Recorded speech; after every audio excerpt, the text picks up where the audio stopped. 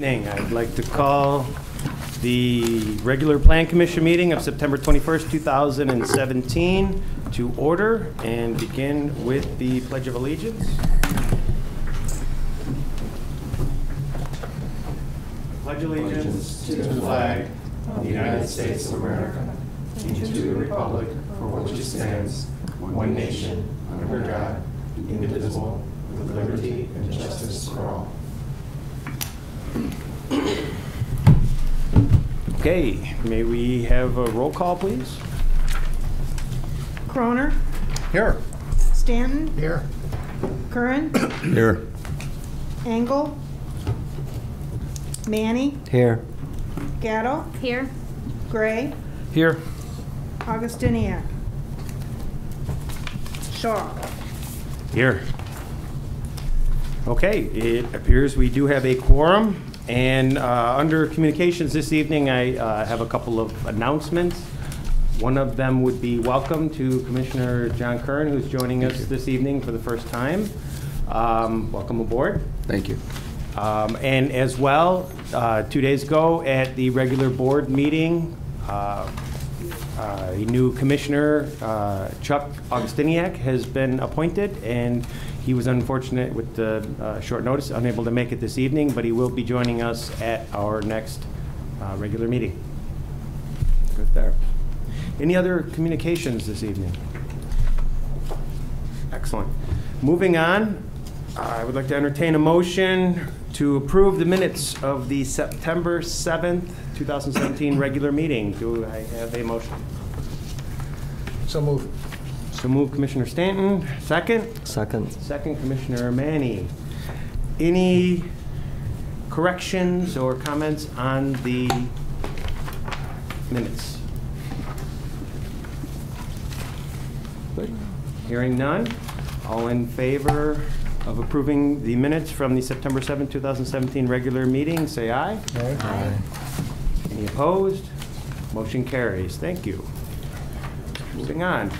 We have a couple of workshops this evening in advance of public hearings that we're anticipating.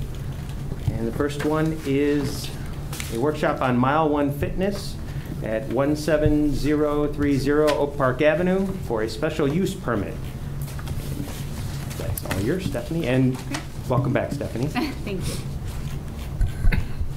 All right, so to begin the evening here, we do have item 1, a workshop for Mile 1 Fitness. The address for the proposed space is 17030 Oak Park Avenue. This is in what we call the Elmore's Plaza Shopping Center on the west side of Oak Park Avenue, just north of 171st, just south of 170th Street. And he's proposing to open a recreational type use, meaning a gym. And he's got a few different fitness classes he hopes to offer. And he also needs a special use permit because he wants to begin operating the business at 5 a.m. And if you recall, the earliest a business can operate is 6 a.m. without getting a special use permit to open sooner. This is the proposed location for the Mile 1 Fitness. It's been vacant for some time now. The previous tenant was I believe they sold different supplies, and it was called CTM Mid-America. I think it was maybe paint supplies or some type of home improvement supplies, but they've not been in there for quite some time, and now they're looking to open their Mile 1 Fitness location in this part of the building here. You can see it's surrounded by parking to the south and an alleyway to the west, other stores to the north, and Oak Park Avenue off to the east there. In our staff report, we first started with a summary of open items. Just want to make sure to go over those really quickly here for you. We want to consider conditions related to sound because we know with this type of use that can be a concern when you have an adjacent tenant and you have loud music in a gym. Often you want to get the spirits up while you're having those workouts, but at the same time be considerate to your neighboring tenants. In this case, there's no residential in this building, so that's helpful. And the tenant space to the north of this that's adjacent and sharing a party wall is actually vacant. So we don't have any what we call built-in opposition in this case. So the petitioner's got some comments about the sound and the music that he'll be playing as a part of his workouts, and I'll leave that for him to talk about. Number 2 are conditions related to class sizes and class times. As you see in the staff report, it talks about the different sizes that were proposed as part of the original application, as well as the proposed times. It's typically off hours, 5 a.m. to about 9 a.m. is when the morning classes would be, and then after the typical work day in the late afternoon to evening time is when the second session of classes would be on the weekdays. The weekends right now I think are just proposed for the morning time, but hopefully that this business is successful and he can extend those hours a little bit and offer some more classes in the future. So we want to make sure we give him the opportunity to grow as well as consider the impacts this may have on parking. Number 3, part of the requirements in the legacy code require that the tenant space provide a bike rack for parking for at least 2 bikes. This is pretty minimal. 2 bikes can, share a relatively small bike rack, but it is a parking requirement, much like a vehicle parking requirement. So we wanted to make sure to address this with the petitioner as well as the property owner to meet that requirement. And number 4, the last condition that staff identified is considering conditions related to the required improvements, including improvements to the south entry area and general building and parking lot maintenance. So a lot of these requirements have to do with property owner responsibilities for just general maintenance of the exterior of the building. In the staff report, we reference things like peeling paint or parking lot cracks, restriping the parking stalls, those types of things. So just to go through here really quickly, we have the Mile 1 Fitness here. It is within the commercial strip center known as Elmore Plaza. The sign also says Tinley Square, so it could be either one. And it's bordered again by vacant commercial unit to the north, parking to the south, an alley to the west, and Oak Park Avenue off to the east there. And there is some parking between the building and Oak Park Avenue, as you see in the diagram there. The tenant space is just over 2,000 square feet. Here is a photo of that south side of the unit.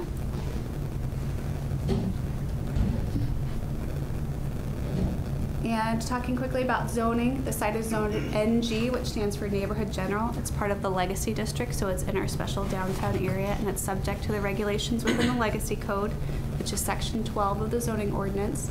You can see the petitioner's location where the yellow star is on the graphic, and all of the other NG zoned properties are there in purple. Off to the west, you see some single-family residential properties zoned R2. Here is the diagram showing the nearby the nearby tenants within this building. You can see off to the north, Together We Cope, the bakery, the Tinley pub, a jewelry store, a barber shop, the vacant space just adjacent to this, and then to the south building we have Graff Memorials, another vacant space, Effective Signs, a massage spa, and further south we see Goldilocks and Kitchen and Bath. So this just gives you an idea of where those other tenants are. They're, for the most part, all sharing some parking, and that parking lot that you see up to the, what is on this graphic, up to the top left corner, sort of off by itself by the trees there, that's actually a public parking lot that's shared by all of those users in there. So there is quite a bit of parking sprawled throughout the development here, and I know that the petitioner does have some exclusivity rights to the spaces just south of his particular tenant space, but for the most part there's a lot of parking sharing going on back here, and a lot of them are accessed by the alley. All right. And going on, I just want to talk really quickly while we're on this image about the proposed use section of the report.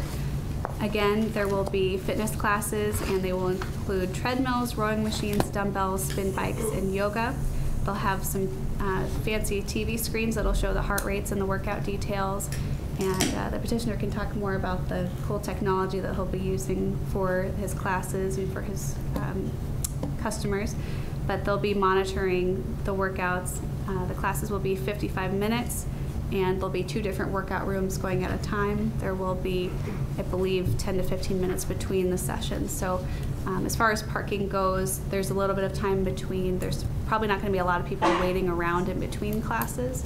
So there is going to be some time for the parking to clear out in time for the next session, most likely. There will be a maximum, according to the petitioner's report, a maximum of 15 to 20 people per class.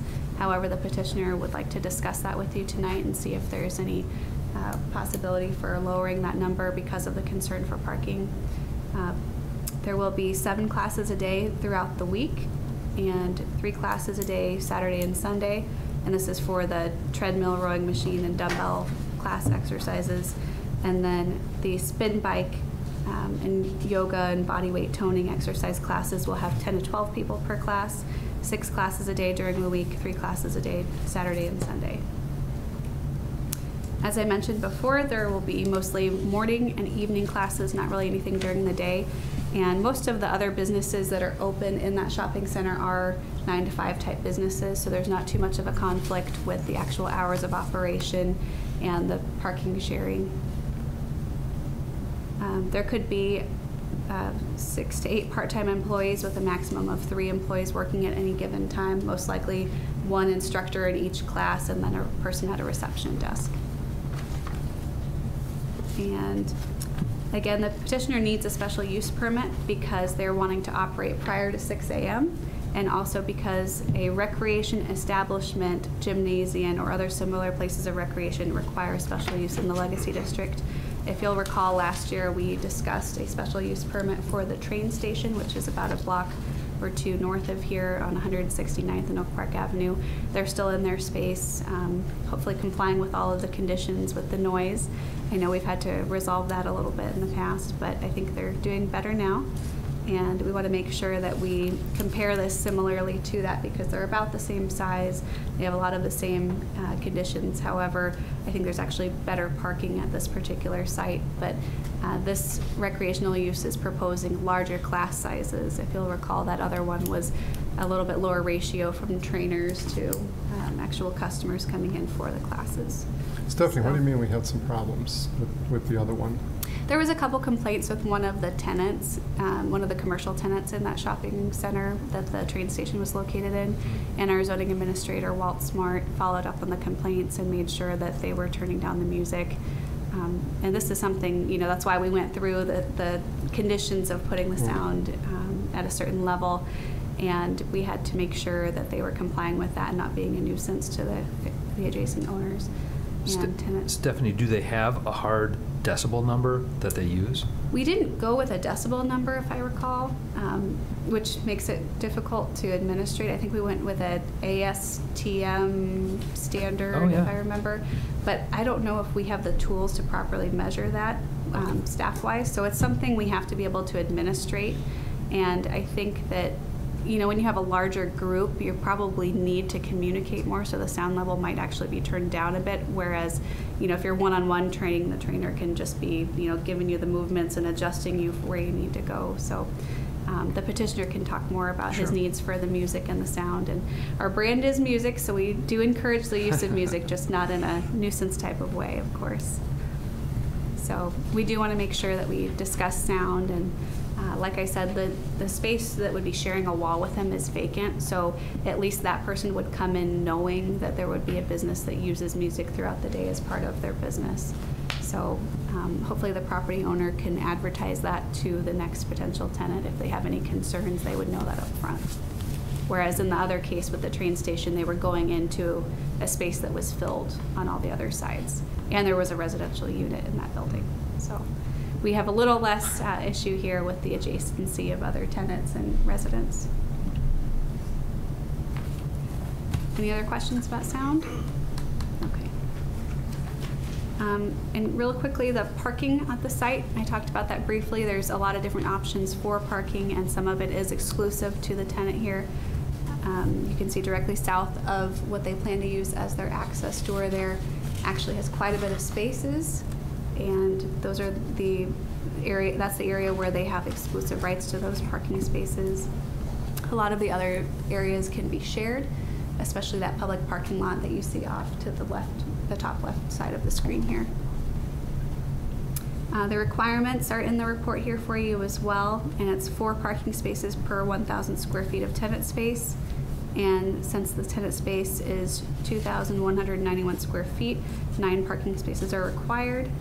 and they have 10 exclusive spaces. So they meet that requirement technically, but we already know they're going to be having more than 10 people there. So again, we wanted to make sure as part of the special use process to look at the parking actually for the site. So for all the tenants that are there now, it looks like the Tinley pub is the only one that's going to have people there during the evening.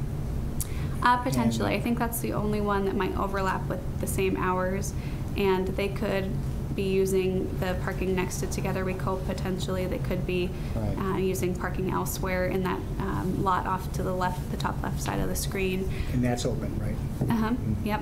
And there's decent lighting back there too. There is a street light, so it can be used at night. I live right by this area, and I happen to look at it, especially the last few weeks, at nighttime, at daytime, whenever I happen to drive by it. And there's never really been a time where the parking lot was full or even half full, I would say, Right. the times I happen to see it. So I think currently it would be not an issue for the parking based on what I've seen.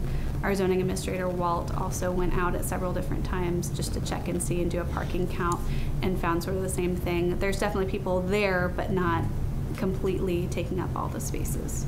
And how many spaces are in that overflow lot?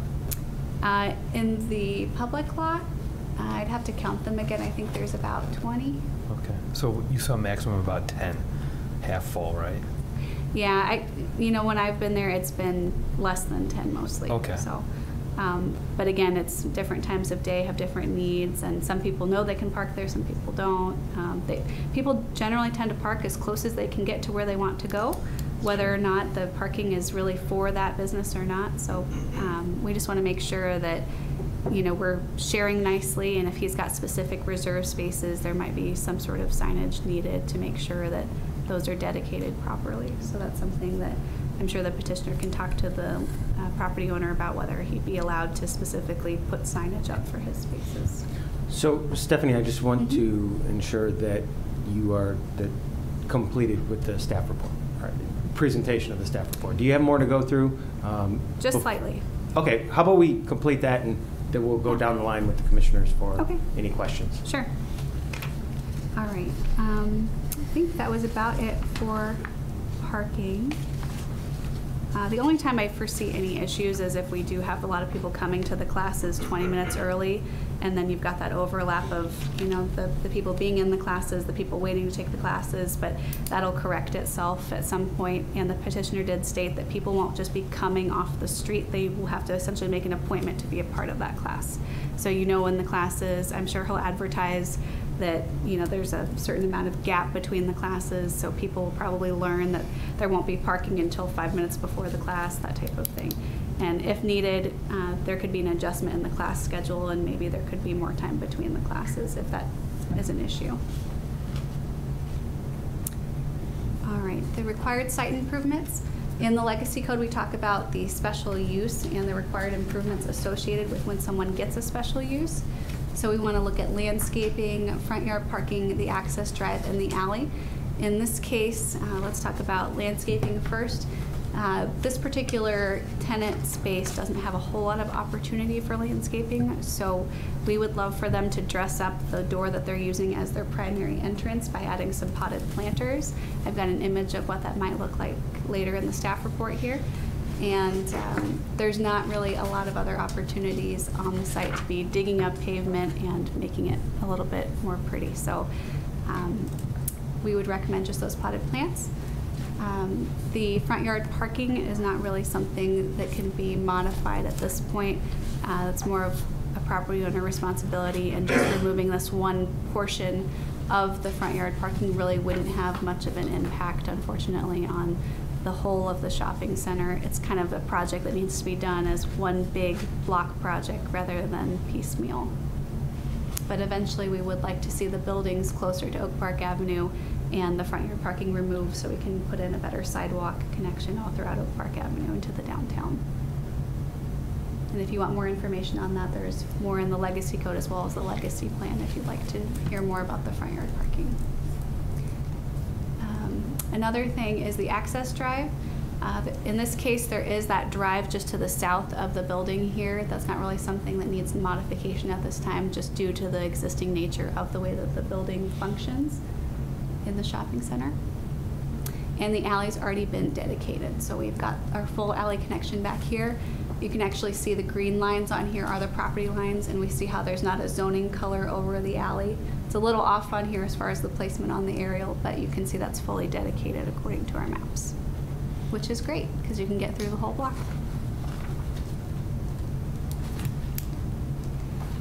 And I've got some photos here of the south entrance.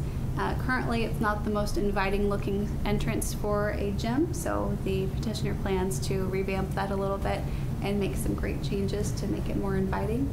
They also can't really use this spot right in front of here as a legal parking space because it doesn't have enough depth to meet our standards. The other ones are all right, but we got to kind of work with what you have here. And so I think the petitioner is going to be possibly utilizing this as a entrance point. So this is my quick mock-up of what it might look like with some new nice glass windows, some potted plants like we recommended for the landscaping, and we could even put our bike rack here potentially. So that's what it might look like. We also would like to have that facade actually either repainted or strip off the peeling paint and expose the brick, whatever would work best. Right now, kind of in between being brick and being painted is not really acceptable from a property maintenance standpoint. I want to talk about this dumpster. This is actually right across from this area here, and it's sort of in the way of the drive aisle. As you know from other projects, we require a 26-foot wide aisle when we have two-way traffic. This doesn't fully function as two-way, but it is pretty difficult to park in one of the spaces right here to the left of the door and then back out and have that obstructing some of the space that you need to back your car out safely. So we wanted to address that with the property owner and see if this is something that could be removed. I'm not sure the history of this, but there's not even a dumpster container in it right now, or at least when I took this photo, there's just kind of some remains of trash, and I'm not sure if it's even being used. So if it's not being used, it's in the way of safe car maneuvers. I think it's something we'd like to consider possibly removing or relocating to a different space on the site. And we do have some dumpster enclosures in that public parking lot that I believe people use collectively as well. So if that could instead be something that goes back to that lot, I think that would be a helpful aspect for this project and getting the vehicles through safely. Same property owner of both buildings? I believe so. Here's some more photos of the front.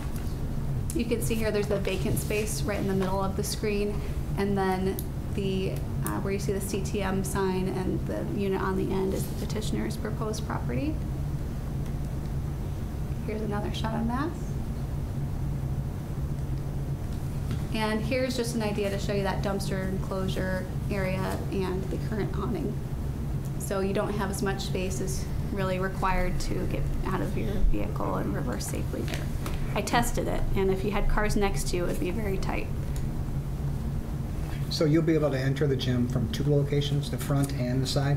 The petitioner said the primary entrance is going to be the south entrance after he dresses it up a little bit, and then the other entrance up here might be open when they don't have a class going on, but if they're in the middle of the class, they don't really want someone walking through to the reception area. And about a couple more. This is the back side of the building. There's some graffiti on the back side of the building that the property owner needs to take care of as well. So maybe when they're repainting the building, they can paint red over that or scrub that off. And this is the last slide I have for you. Just want to put this back up on the screen. If you have any questions about the property or anything in the staff report, I'd be happy to address that for you. Okay. If we could start down here on the left side, Commissioner Stanton, and moving this way. Any questions? Well, I was going to ask a question about the bike rack, but Stephanie said where it's going, so that's fine. It could potentially go Yeah. there. The other option would be maybe along the storefront closer to Oak Park Avenue, you know, sort of in line with the other tenant spaces. So do the other tenants have bike racks? No, I don't think in this particular shopping center. It's something we require as we get a change of tenant or a change of owner of the property. We make sure that they meet the current standards, and we would require any of the other tenants to get the bike racks and Yeah, have good. at least 2 spaces per, I think, 1,000 square feet. No, I like that, though. It's good. 0.2 spaces per 1,000 square feet, sorry. As far as security cameras, Oh, yes, I forgot about the security cameras.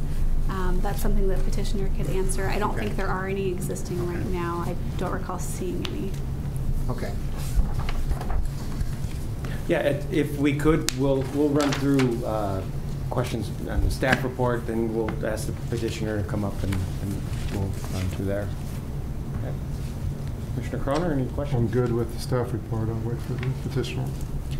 I just saw a conflict in the staff report. It said there was that the building to the north was not able to be accessed for a sound test. However, on the actual permit application from Mr. Higgins on Part B, it said there was a sound check and there was access. But I'll wait for. Yeah, at the time I wrote the report, I saw information in there that said he was not able to, and I think since then he's been able to, and he can talk more about Okay, that. we'll find out more. Mhm. Thank you. Okay, moving down here, Commissioner Gadelle. I already got my questions. The security cameras and proper lighting were my two main. I was going to ask a question about lighting. Yeah, so proper lighting. Was it already covered? There is a light back there. If you'd like, I can take a picture at night and have that in the next report for you, just so you can verify. We do have a requirement in the zoning ordinance that is a little bit gray. It's not the perfect requirement, but it says that parking lots shall be adequately lighted. So if there is not adequate lighting, we can definitely have that be something that the property owner adds. Yeah, I only seen the one on the side of the building. The what? There was only one light on the side of the building. Okay. On that south end. Okay. That's the only thing that I saw. Okay. So. I can take a look at that and get some Okay. photos for you. Okay.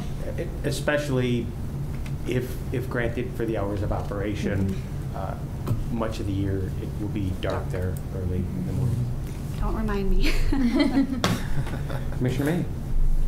In regards to the building itself, the painting brick, graffiti, will that be part of the owner's scope to provide, the painting, or is that part of the, Yeah, the proposed tenant? ultimately, property maintenance issues are the owner's responsibility. That's kind of up to them how they solve those problems, but we do have a representative from the property management company tonight that could possibly Okay. speak about that type of thing. That's all I had. Just one question in regards to the bike rack. Is it feasible, since it's one owner of the whole complex, to possibly put one larger bike rack to accommodate the whole complex, rather instead of having a couple every Yeah. so many feet? Unfortunately, it's not one owner for the whole complex. Oh. A lot of the units are condoized, and there's, I think, 3 or 4 owners, so they'll own Oh. a couple different units, but it's sort of interspersed. It's not one full owner for the whole Oh, block, okay. I thought it was unfortunately, one. because that would be a great idea to consolidate it. That's something that potentially the property owner can look into if they would like to consolidate it for all of their units, but I think this particular property owner owns just a portion of the shopping center. And I don't know if all of the units are adjacent to each other.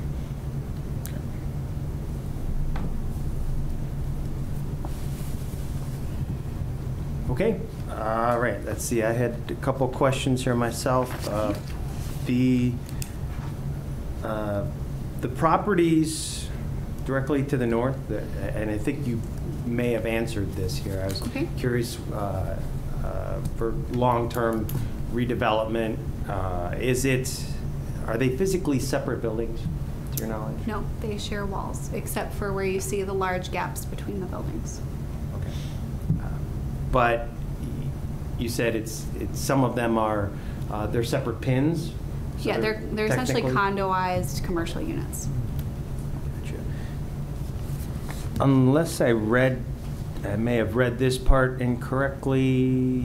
I thought it said something about the structure being mixed use, or were we talking about one of the adjacent properties? Nope, I'm sorry, it was under nearby, yeah, sorry. Because I was looking for residential units in this building, I didn't see them. Okay. We're correct there, right? This building itself is not mixed use, there's not a... It's not mixed use, that's an error. I Okay. apologize. Right. All right. Lighting, camera, sound. All right. It looks like all my questions have been addressed as well. If there's no other questions, I'd like to invite either the petitioner or property owners or all of the above to come up and discuss. My name is Mark Higgins. I'm the partitioner for Mile 1. I'm the owner of Mile 1 Fitness. A little bit of background about myself. I'm a Tinley Park resident. I've been here for the last 12, 13 years. I actually only live maybe half a mile away from where the current location is, so I'm very, very familiar with the whole area as a whole and downtown Tinley. A little bit about our club. It's not going to be your normal fitness club where I would say, again, as Stephanie said, this is going to be all class format. We're going to have It's my background is sports science. I was a trainer with the U.S. Olympic team for the 2008 and 2012 Olympics, and I worked a lot with U.S. soccer as well. What we're going to be doing, everyone pretty much that comes into our gym will have a heart rate monitor. We'll have TVs set up, and you'll have your zones for all your heart rate. There'll be no more guesswork to how hard you're working, or if you're not working hard enough. It will be up online, what zone you're in, where you need to be. All the classes are going to be led by a trainer. At the end of the session, you'll get an email stating exactly, would say, how hard you worked, how many calories you burned, how long you were in this zone, how much you're improving, are you still burning calories. So there's pretty much no guesswork when you're going to come to our gym. You're going to get results if you put in the work. As Stephanie said, we're going to try and separate it. We're going to separate it into two rooms. Our front room is going to be kind of like a tread rowing fit. So we're going to have treadmills and rowing machines and some bodywork exercise. We'd say kind of like TRX bands, small dumbbells, light dumbbells, nothing crazy heavy. And in the outer room is going to be spin bikes with a similar setup, just light body weights to kind of do some conditioning after the spin session, after the cardio. But it's predominantly going to be cardio-based training. It is something new. It is going to be very, very exciting. This type of training, and our plan is to really take it off here, to really make it as nice as possible.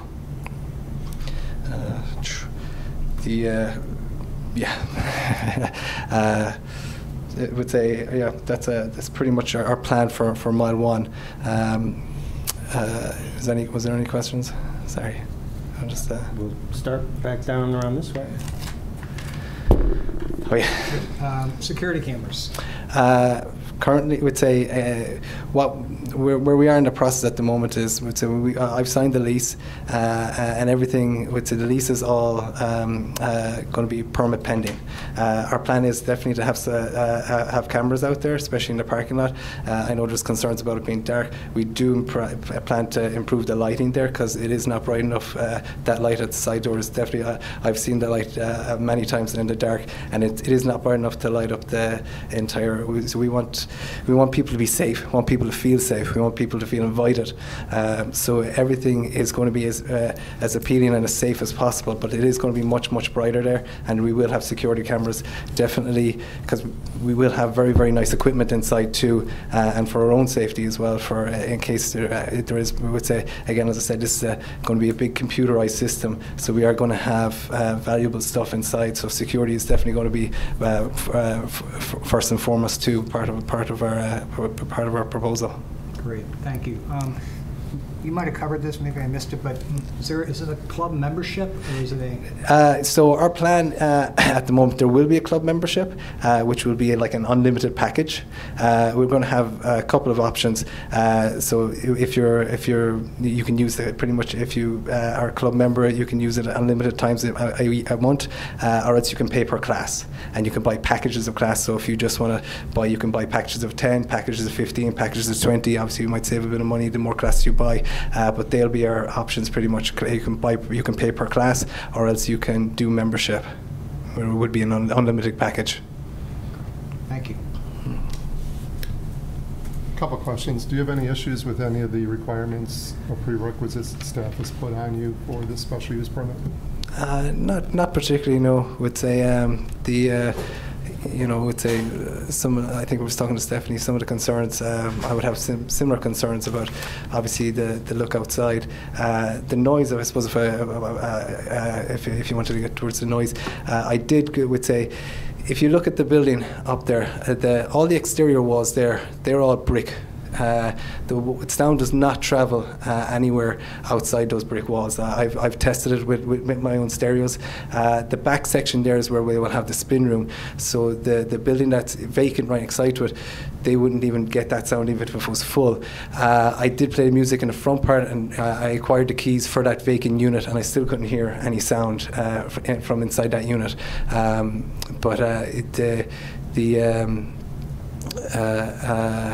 But yeah, sorry, back to your original question. I've no real issues. No issues after talking with Stephanie about any of the aspects that came up. Have you discussed with the owners of both buildings? I'm assuming it's the same owner. Sorry, of both buildings there, regarding the removal of that dump area. We'd say I've mentioned it. I think they're bringing it to the owners. I've mentioned it to the leasing agents, and they have brought it to the owners. We'll keep you guys in it. Has there been any answer from the owners? We've not gotten a response as of yet. Okay, and how about the outside of the building with regards to either stripping the brick or repainting the brick? We're working to get bids for the cleaning up of that wall, the graffiti, as well as the striping and repairs to the parking lots. But what about the painting of the big, really of the, this area here? It's not up on the screen right now. Right, that's what I'm talking about, the stripping of that or fixing, peeling, getting so you'll do something. Whatever. We want to get bids to rectify that situation. Okay, so you're working with yes. the petitioner on it.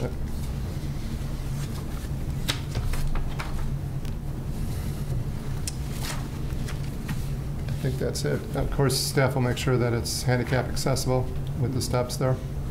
Yeah, we'll have to take a look at that. Our building inspector can take a look at that when the plans come in specifically. However, I think they do have handicap accessibility in the front here, so they might not need to provide it on Good. the side. Yeah. Perfect. And with our class format, using the side door and front door, yes, the only time we'd say we would ask people to use the side door would be during classes. With our booking system, I would say with the research that I've done on programs like this, you don't have to come early to sign on. Everyone's signed in the day before online through an app.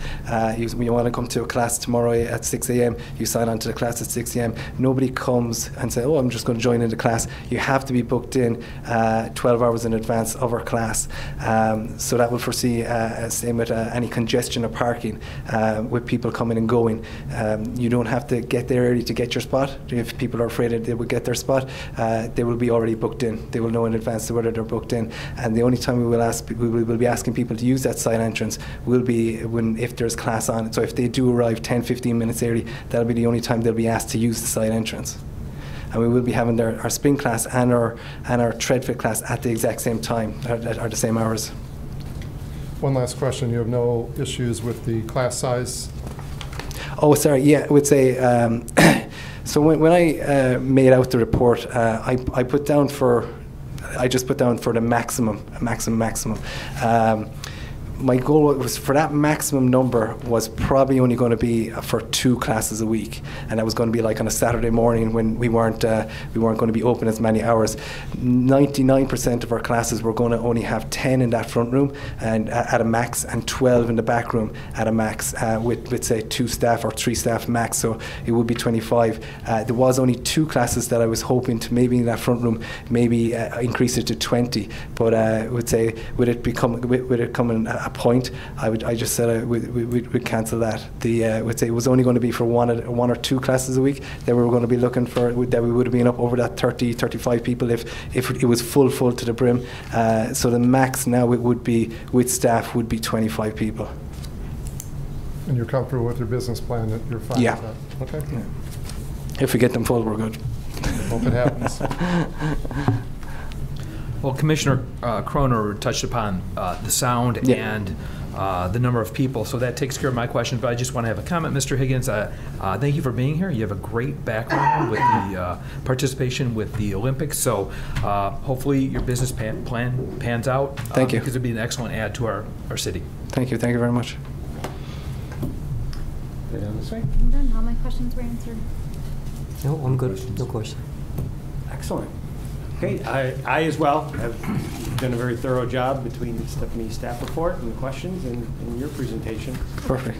The way the process works is Stephanie will be, she'll be taking everything in and putting together a revised staff report for us in advance of a public hearing, which is scheduled for the October 5th regular meeting of the Plan Commission.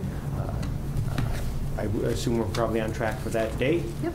So that It's would been be- published already, and we'll have Barb mailed the notices earlier this week, so if any of the nearby residents have any questions, they're welcome to attend the meeting, as well as anyone that is not a nearby resident. Excellent. To recap where we're at on this right now, and any open items, are there Yep. any, Let's go back to that slide Yep. real quick. just make sure we've got all our bases covered, and then we can move forward. Yep, so what we'll do for the next meeting, we'll make sure that we talk about a condition related to sound. If there's any recommendation for a certain decibel, I can go back and look at my research, because that's what I think I had come up with last time. It's a little bit easier to measure, in my opinion. We can also make sure we put a caveat in there that no matter what the decibel, it's not a nuisance. So we'll come up with a condition related to sound for you to review at the next meeting. Do we want to put any conditions on the proposed class sizes or class times, or do you feel comfortable with the petitioner's proposed business plan? Personally, I think what he's proposed here, if you're good with it, I think we're good with it. I would agree with that. If I understand the difference between the staff report and what we discussed tonight was a max of 25? Yes.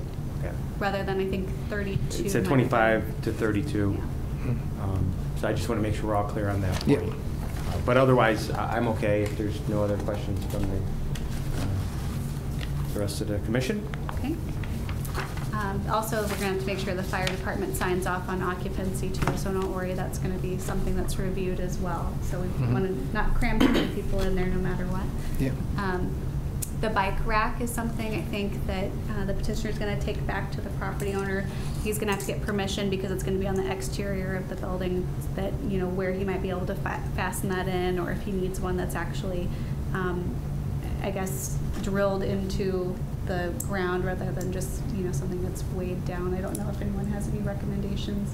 John, you might be knowledgeable about bike racks and the best practices. Do you have anything to share? Similar to the one you have drawn on there. Okay. That's a pretty popular style of bike rack, and they usually just sink them into the concrete. Okay. So 2 points I would make on that. I like Commissioner Curran's suggestion about using this as an opportunity to get uniformity, you know, bicycle access for the entire strip there. I realize there's difficulty because of multiple owners, Yep. but it would still be worth exploring Yep. as an opportunity. The downside to that would be if there was like a central point, then people have even further to Yeah. go. So opportunities to perhaps have a standard style, even if somebody doesn't get it now. If we have a special use permit in the future, we've kind of already established a uniform design, and we could go that route. Sure. Perhaps something with a musical theme. We have some examples for those. I told them that's an opportunity to incorporate music, so we have to make sure it stays cost effective for the tenants as well, if it becomes a tenant responsibility rather Yes. than an owner responsibility. So the bike rack is something I think that the petitioner and the leasing agents could bring back to the property owner, because when the vacant space gets filled, they will have to install bike parking for at least 2 bikes as well. So it could be, like you said, a good opportunity to consolidate the bike parking for all those units that are owned by that property owner. So hopefully you can get me some information about that. I'll probably need that by next Thursday. I gotta get it to you. Also, there's a cost savings if you put in a bike rack that handles 10 bikes. It's not that much more expensive than a 2-bike bike rack. Sure. You would save a lot more money doing that. And lastly, we've got conditions related to the improvements to the south entry area. And the general building and parking lot maintenance, that's something that the leasing agents mentioned that they've already started the process to get the bids for the painting and the parking lot maintenance. And I believe that, Mark, are you gonna put together any design for what you might think that outdoor area would look like on the south entrance? No, I'm pretty sure. Would say I'm pretty sure it would say my goal would be to have the glass, because we want this place to look as boutique as possible. That's what we're looking. We're not going to be a charter fitness where it's $10 in. We're going to be much more expensive. It's going to be a whole experience coming into us. So we want obviously something very similar to that, just with glass doors, so people can see what's going on with the classes. I'll be honest with you, my design wouldn't be much different than that. Besides, we'd probably go with, our colour is going to be blue, sky blue. That's the I wasn't sure, so I threw it. But that's the only difference. The only thing I would add to the leasing agents, with the property owners, if we could get all our answers for the next meeting, Yes. we really need to get those, okay? And what exactly they will or will not do. Yes. Okay? Okay? Thank you. You have a question or comment? I No. just want to throw this out there. Are there any incentives that are being offered to any of the property owners to cope? Because they've had so many vacancies. Are there any incentives to cope with beautifying some of the properties? There are a couple programs existing. I can put you in touch with Patrick Hopen. He's our economic development manager, and he can let you know what currently exists. We're actually working on quite a few new programs that would help with some of those types of improvements as well, because I know there are some buildings, not only in the strip center, but other areas of Oak Park Avenue that really need some reinvestment to bring things up to code and make sure they're properly maintained and make them attractive to your potential lessees. So we do want to make sure to address that, and it's a major initiative that we're taking on, and we'd be happy to give you more information.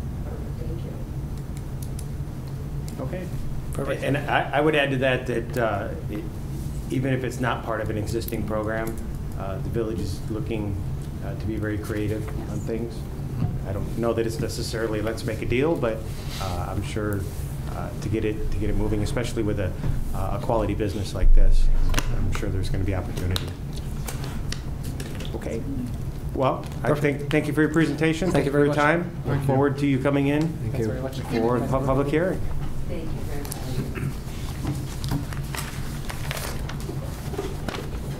Okay. We are ready to move on to item number 2 here. We'll give Stephanie a couple of minutes to help those folks finish up this evening. Item number 2 this evening is another workshop. This one is going to be a little bit less exciting. Workshop on text amendments to the Village of Tinley Park zoning ordinance section 2 and 3 related to fence regulations. We'll be looking at text amendments to the village's fence regulations regarding location, height, materials, etc. And Stephanie will be back in to give us a staff presentation in a moment.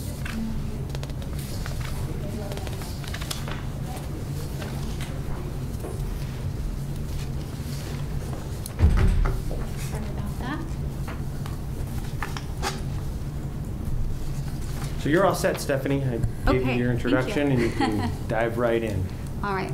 I will try to make this short because I know some of you have talked about fences with us before, and I'll try not to bore you too much, but if I am, just let me know. We brought this presentation and draft amendment to the ZBA earlier this month, actually. Gosh, it was just last week. It seems like a long time ago, but last Thursday night we were here talking about fences. And we wanted to make sure they looked at it first because they see a lot of fence variances. You guys only see them when it's a part of a legacy district property. If you remember, we had one last year for the house just north of, I believe, the Vet Tech Clinic along Oak Park Avenue there.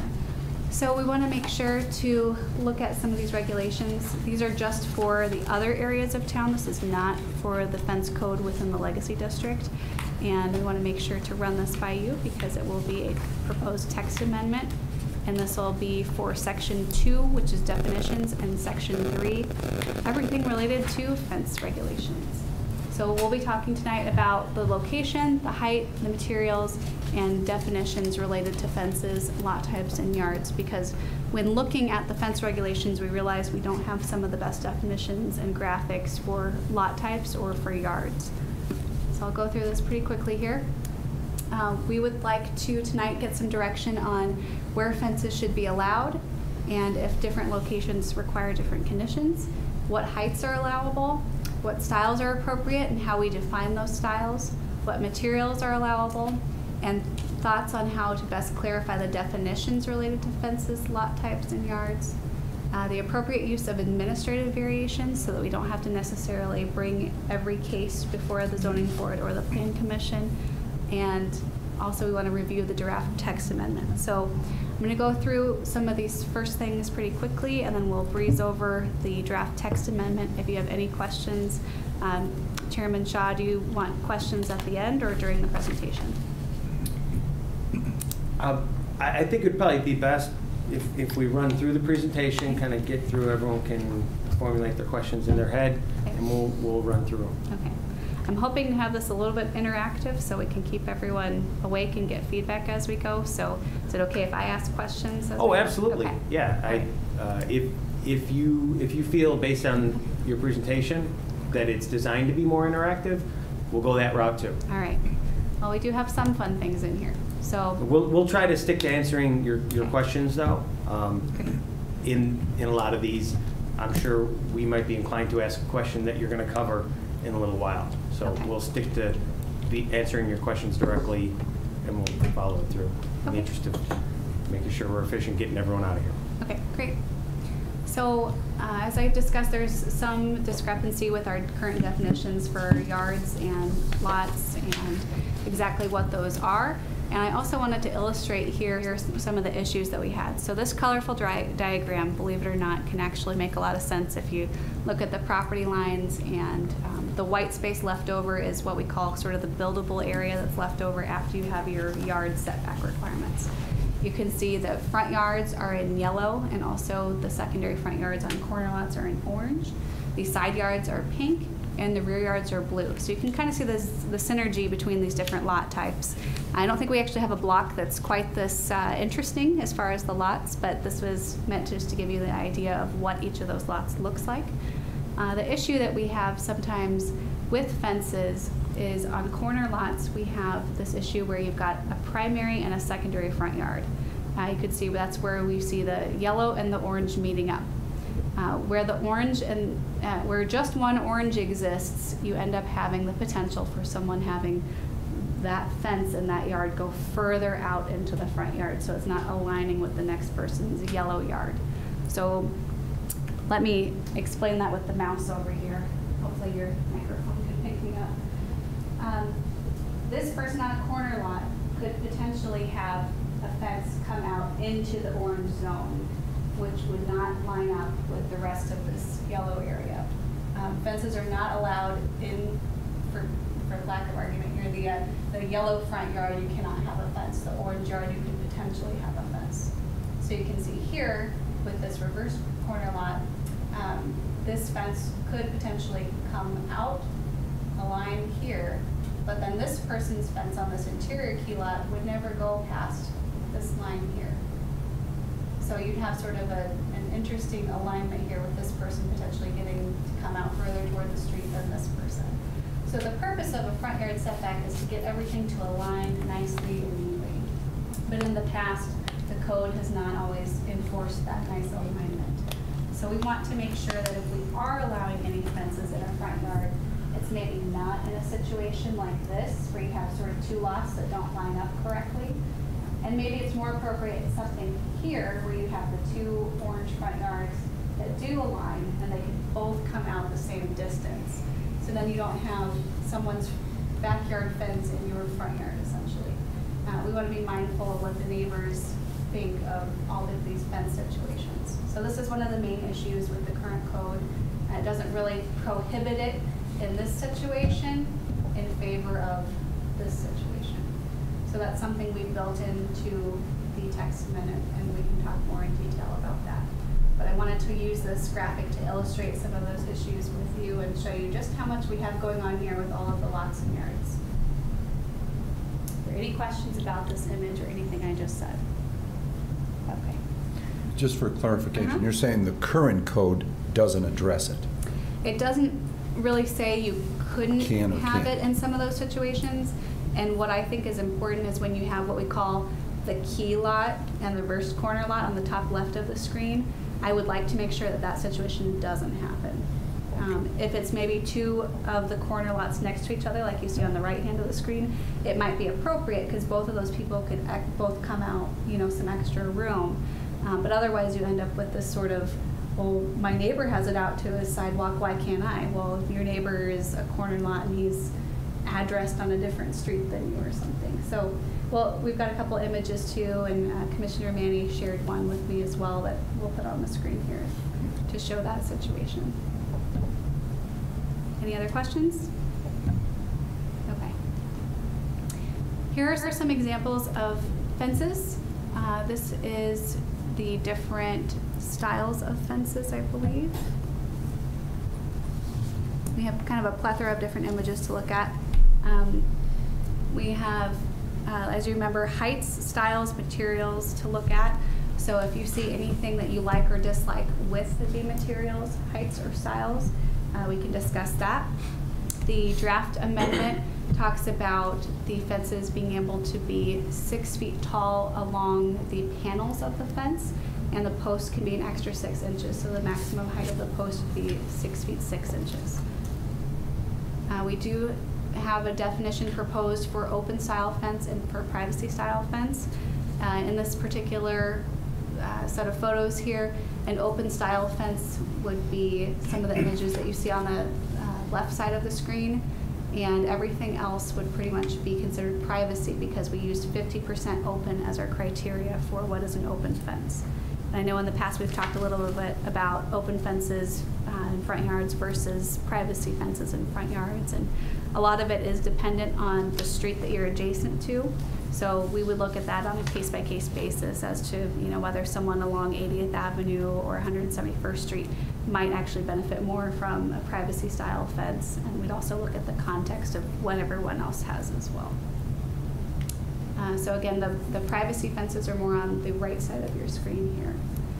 Something that the zoning board looked at in the draft ordinance and they were not a fan of was the idea of prohibiting chain link fences altogether. Right now they are prohibited in the Legacy District as part of the Legacy Code, so we don't allow chain link in any of the Legacy District properties. And there was some direction to put it out there and see how the ZBA and the Plan Commission thought about prohibiting chain link altogether in the rest of the community.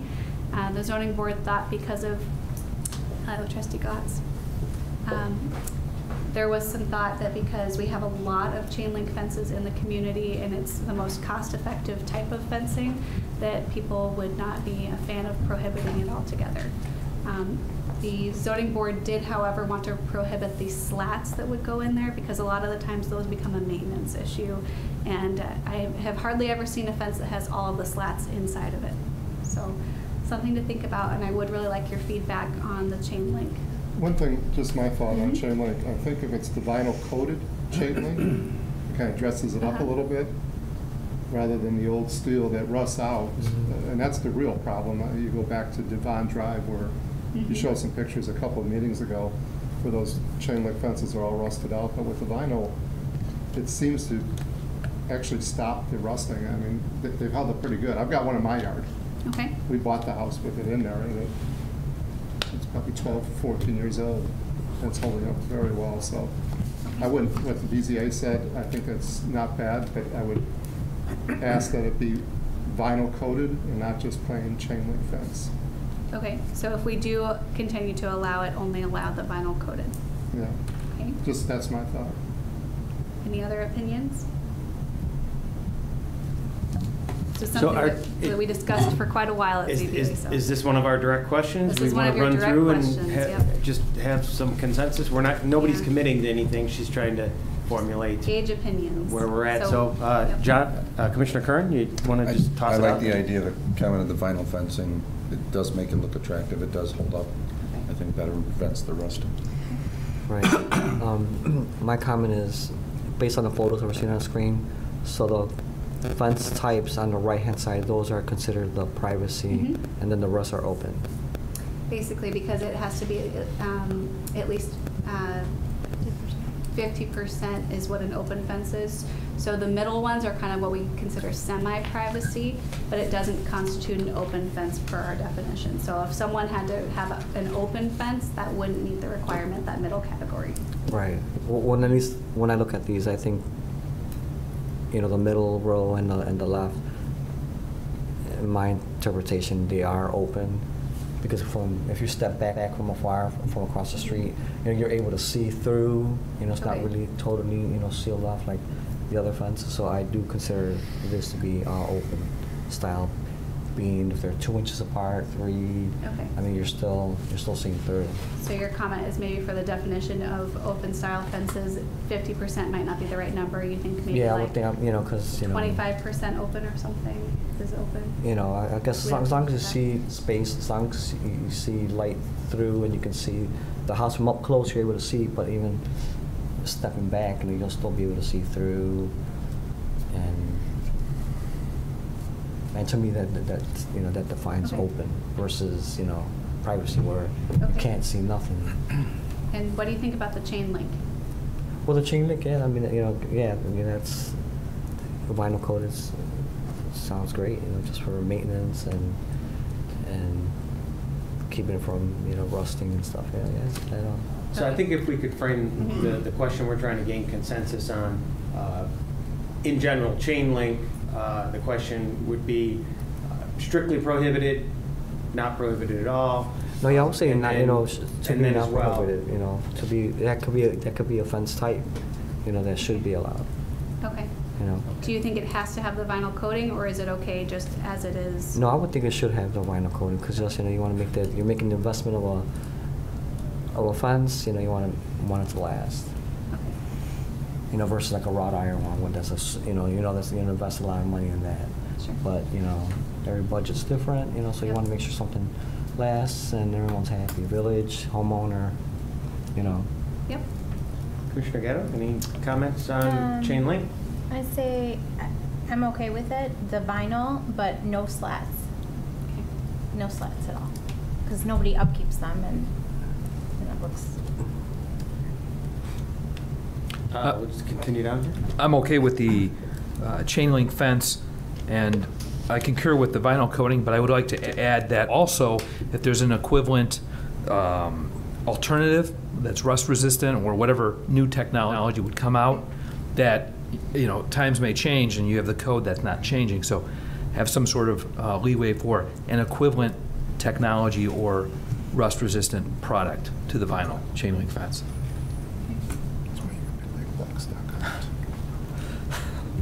Commissioner Stan? I'm skipping you over here. No, unless that's you have good. more I to add. echo exactly what he just said. Good. I agree with what Garrett said. The I like the chain link with the what is that called in there again? What was that? The chain link? Slats? The slat. Well, no, not the slats. The vinyl. Just Vinyl coating? Yes, Vinyl vinyl coating. coating. Okay. Yeah. Okay. No slats? No slats. So just to concur, I agree. We have to balance being practical about budget, and as well as, you know, we can't regulate everything that people do here. We have to be budget conscious, as well as, you know, not be up in everybody's business and everything. So I would concur with not prohibiting chain link entirely, but some sort of requirement, whether it's vinyl coated or whatever. I'm hesitant to leave it that open. I realize we want to have a flexible code that we don't have to revisit continually, but if we leave it too open, however, whatever's appropriate. If we leave it too open, then we're going to be getting these you're going to have to make decisions about whether this technology applies or this Sure. one. You know, if we have Yep. major advances in chain link technology, Yeah. I'm sure we can revisit it. I totally understand. And something that the zoning board mentioned is in the list of materials, maybe having a caveat saying, or similar materials as approved by the zoning administrator, something like that that gives them, you know, it's similar to vinyl, but it's vinyl, you know, 10 or something. It's, you know, something, Right. the new technology, and then we don't have to come back for a text amendment every 2 years when they make a new fence product. I like Garrett's thought of similar technology or Yeah. similar technology. I'm in favor All encompassing. of, as we move forward, and this has been common, crafting the codes to give the zoning administrator and staff a certain amount of administrative leeway to just make common sense decisions. Yeah. And when you don't feel, and when we've overstepped that or we don't feel comfortable with that, it has to come back for decision. Yeah, and I think something that's great is we've got staff that really knows the intent of the code, and as we make these amendments ourselves, we make it very clear what the intent is. So we could even add an intent section at the beginning of this whole fence regulations, and that would help as well in the future. So as long as you open the door for that, and we Mhm. can come back to it, because I do want to get through the meat of your staff Okay. report here, okay? Right up front, we talk about staff encourages the Plan Commission to be mindful of the village's vision Mhm. for aesthetics, Mhm.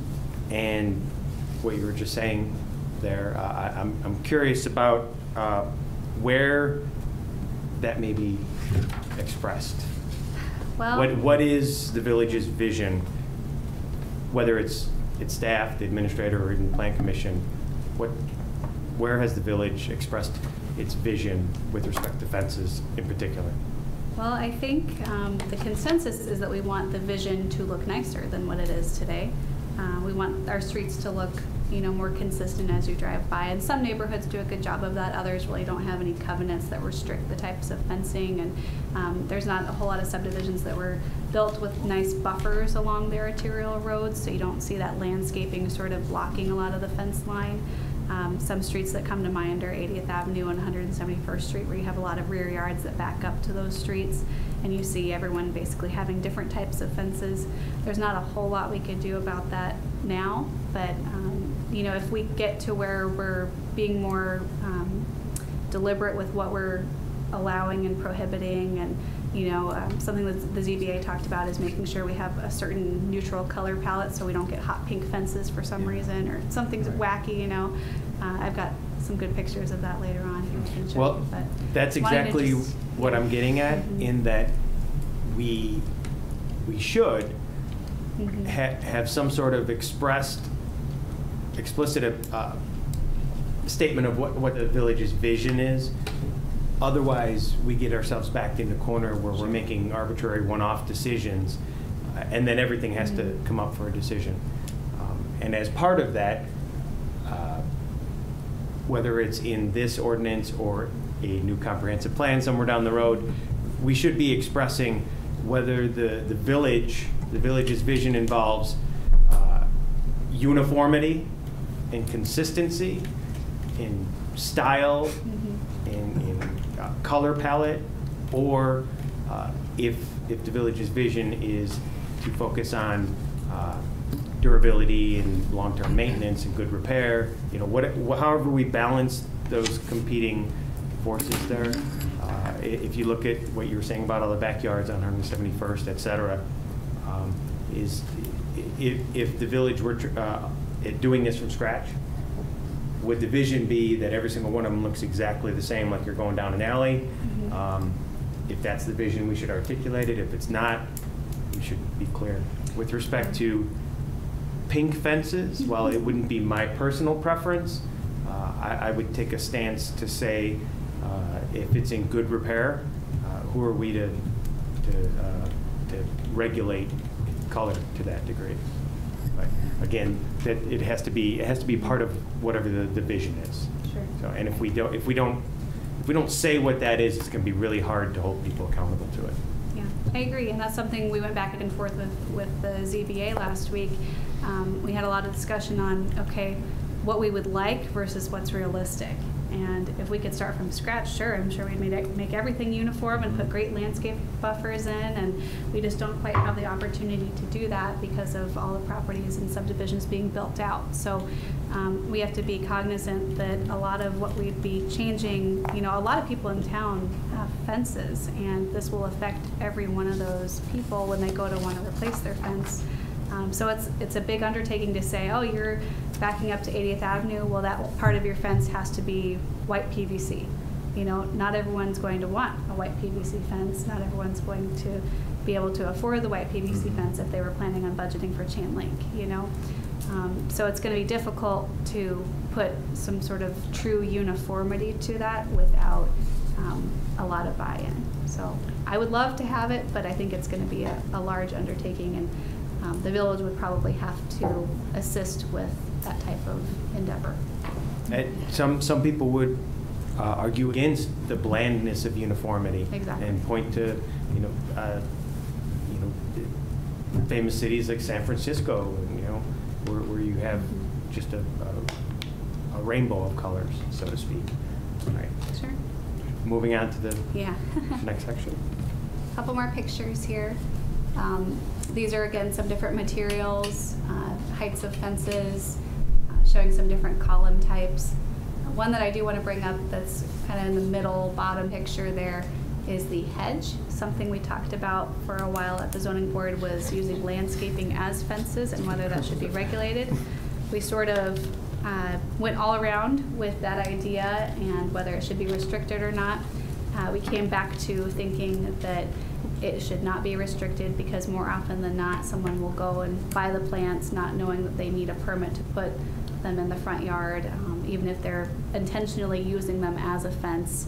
And then you'll have a very difficult time telling John Smith that he has to take down his arborvitae fence that he put up over the weekend and spent many thousands of dollars on all the plants.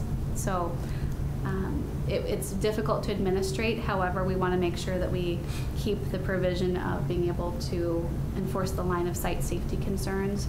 So in any case, we have that in the code already in section 3G, visibility requirements, and we're able to make sure that if someone does put a bush, tree, any sort of landscaping in an area that could be a line of sight issue, we're able to make sure they can take that down. So line of sight issue for who?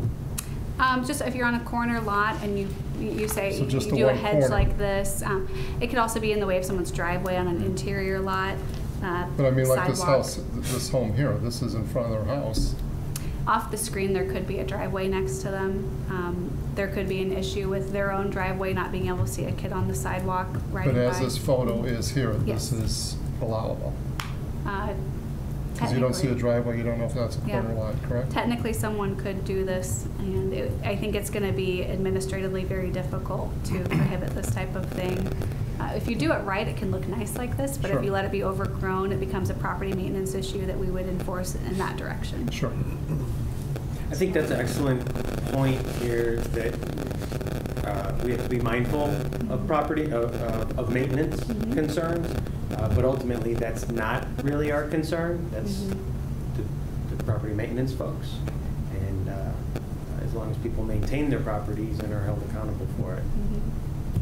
And you'll see people have done this every so often in town where maybe they wanted a fence in the front yard, but we told them no, and they ended up just planting rather than going for a variance. And it makes for, when they take care of it, it makes for actually not a bad look because you've got greenery rather than, rusty chain link or wooden fences that, lose their nice finish after a while. So when done right, it can be nice. You just don't want them poking out at the sidewalk or anything either, so as long as they're maintained. There's a couple different materials on here. I wanted to see what you guys thought of that bottom middle picture with sort of the metal panels. It's more of a modern sort of look. We don't have a whole lot of homes that I think would want to utilize this. To me, it was almost more of someone who's doing outdoor dining at a commercial space might think that's kind of a neat idea. But for residential, is that something you guys would like to see? I don't have an issue with Any Okay. comment? Looks fine. Okay. I have no concerns about it. Okay. It wouldn't be my style, but Okay. as long as it's in good repair. Okay. Agreed. Okay. Thank Stephanie, just curious, how many building permits or permits do we have for fences this year? I can look that up for you for the next meeting. In a year? Or do you want the last 5 years, or? Yeah, maybe the last 3 years. And do we monitor the fence installers at all? Do we, I mean... We have all of the contractors that work and get permits in Tinley Park. They are licensed and bonded. So we have a list of people that do fences or, concrete or whatever special job that they do. I mean, if you drive around and start looking at fences, you can really see some pretty shoddy work on a lot of fences. Okay. And that's and to me, that looks terrible. And so I didn't know if we somehow, follow up on these companies that are installing fences and making sure they're doing it what they're supposed to be doing per the code, per the permit. If it's supposed to have a post inspection. I don't think they do. No, they don't. They're supposed to have And a the thing final is that if inspection it's a as well. 6-foot fence, that's from the ground. Let me tell you right now, I give you 20 homes right now that when those fences were put in, they were put in at least a foot and a half above the ground. Okay. And why? Because they want the height. Sure. And we've seen that as well. Something we're looking forward to is we are looking at getting new permitting software that will have a better mechanism to identify when there hasn't been a final inspection on something. Of course, we can inspect when they go and put the post holes in, and they usually call for that one because they're putting something in the ground. I mean, I know it gets down to staffing, it gets down to, and maybe it's just at random, so you take like 20 a year. Sure. Just random 20 fences that were put in, go back sometime during the year, check those fences to make sure that fence installer put them in the way they should have. Sure. And if they didn't, then you can go back and, do what you got to do. Well, ideally, when we get the new software, we would be checking up on every single fence rather than just a few of them. But I can certainly mention that to Paula and to Ellen and see what they would like to do in the meantime, if there's any staff that are available to do those types of inspections. We certainly, when we get a complaint, we follow up on it. If someone notices an 8-foot tall fence goes in next door to them and the neighbor calls us, absolutely, we follow up on it that way. But with the amount of permits we have, not only for fences but everything else, it's difficult to follow up on every one of them with our current system. I understand. That's what I'm saying, like maybe do random or something like that. So I think that's a great idea. I have a comment about that. So a couple years ago, I had a fence put in, white PVC. 3 years, 3 winters, I now can't even close the gates because the posts have completely come up out of the ground, and I've had to move the brackets on the gate to get it to line up to close the gate. So they didn't do it right, and I called them back to resync the posts, and they want to charge me $500 a post. And so I know it's come up out of the ground at least, no exaggeration, probably 8 inches higher than what it was. So the village requires that it's sunk below the frost line. yeah. So, and I don't know if they even did that. Okay. Yeah, I might. So we don't have like a complaint There is. department here that. Well, I know you can it's- let us know in the community development department, and we'll follow up on it. And is that something that's logged in so that you'll know that this ABC company that installed had so many complaints against them? I can certainly follow up on that with your address and see if there's anything that we can do. Okay. I don't know off the top of my head what the process would be for that, but I know that there's some concerns definitely with how the work is performed, and certainly for the first couple of years it might look okay. I have the same problem with my PVC gate. It slides across the concrete sidewalk in the winter, but in the summer it works fine, so just the way that things move sometimes. Yeah, the ground freezes and contracts, Exactly. and then it just comes up out, is how they explained it to me. So Yeah.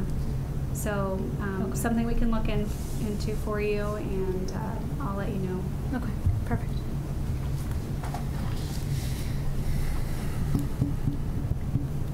Okay.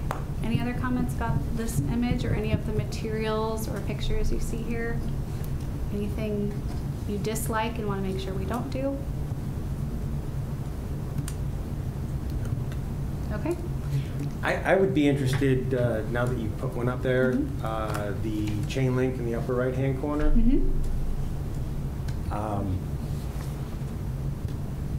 Any thoughts from the other commissioners on, when I think of a residential chain link fence, I think of like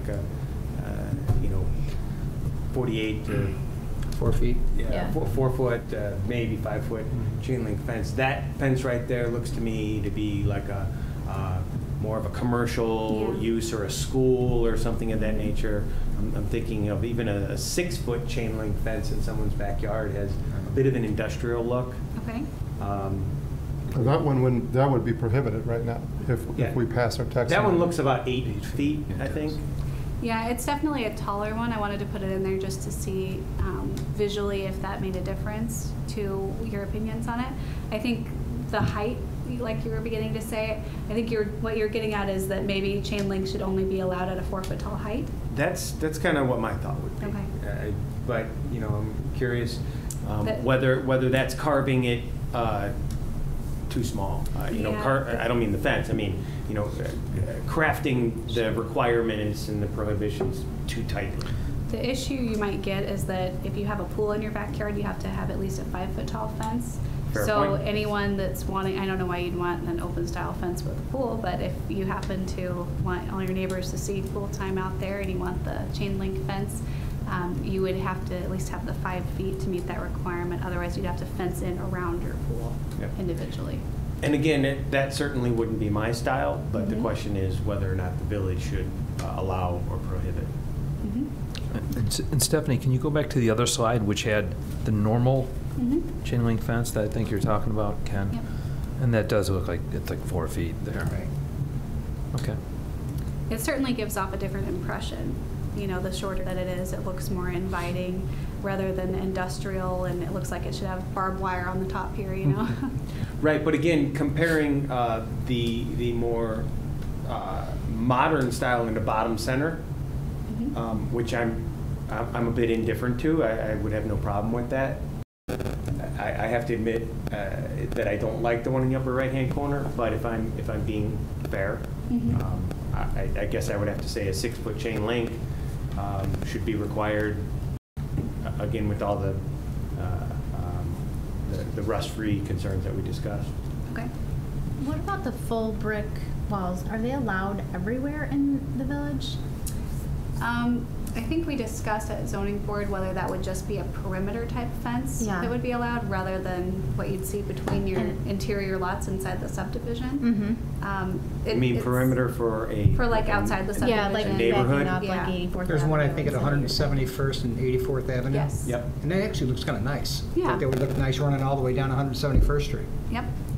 Consistency. Yes. By the townhouses there, is that the one you're Yes. talking about? Yeah, Yeah. it looks very nice. I just didn't know, like, with somebody in a backyard, if they decided to. Yeah, I mean, I think right now there's not anything that would prohibit that. I know some people will use just the masonry columns. I haven't seen any singled out lots that do the masonry all around, Mhm. like a Great Wall of China, but Yeah, but there's. I don't think it's prohibited, but if it's something you want to only allow for perimeter fencing, we can put that in the code. I would say so. Okay. Because I think that would cause a little bit of conflict with your neighbors. Well, but again, getting back to the village's basis for allowing or prohibiting something, what is, you know, what's the rule of consistency that we're looking at? What principle are we applying to saying this one's okay or that one's not okay? I realize there's the neighbor effect. If someone built a castle with a moat and everything around their yard, I might not like it, but what principle are we applying to say it's prohibited? I think the look is maybe, like we were saying, more of something you'd see bordering a neighborhood typically rather than inside the neighborhood individually. So that would be what I would say is the principle for that particular type of fence. Maybe not being allowed individually on a lot and more as like a aesthetic entry feature, you know, distinguishing that subdivision. That's at least how I've seen it used. Do you guys agree with that? Well, I would agree that that is how I've seen it used and what looks nice. If somebody wanted to spend all the money and do that. Any thoughts on that one? Yeah, I would go with what you're saying, Ken, because I'm going to tell you, if there was still undeveloped parcels of land in Tinley, and somebody wanted to come in and build sizable houses in there, if I'm going to build a 9,000 or 10,000 square foot house, I'm going to have a fence like one of these or one of them on the other page for security purposes, for peace of mind. So I don't think you can just say it will only be for perimeters. I think we leave it open and let the Okay. staff or zoning administrator or whoever it is make that ultimate decision, my own opinion. Because certainly if you're going to spend $1 million or $2 million or $3 million on a home, I guarantee you they're not going to want to put up a PVC fence, nor are they going to want to put up a chain link fence. Sure. And I think something to remember too is that no matter what the regulations are that we make, you can always ask for a variance to them. So if you have a unique situation like that, they could ask to have whatever type of fence that they needed. And we'd go on a case-by-case basis through the zoning board, or if it's in the legacy district, the plan commission, and go through that variance process. So there is room for relief in some of those unique situations, so long as they provide the evidence and findings of fact for variances. Okay. Well, as we move forward Yeah. with this, we can see how it proceeds. I fall on the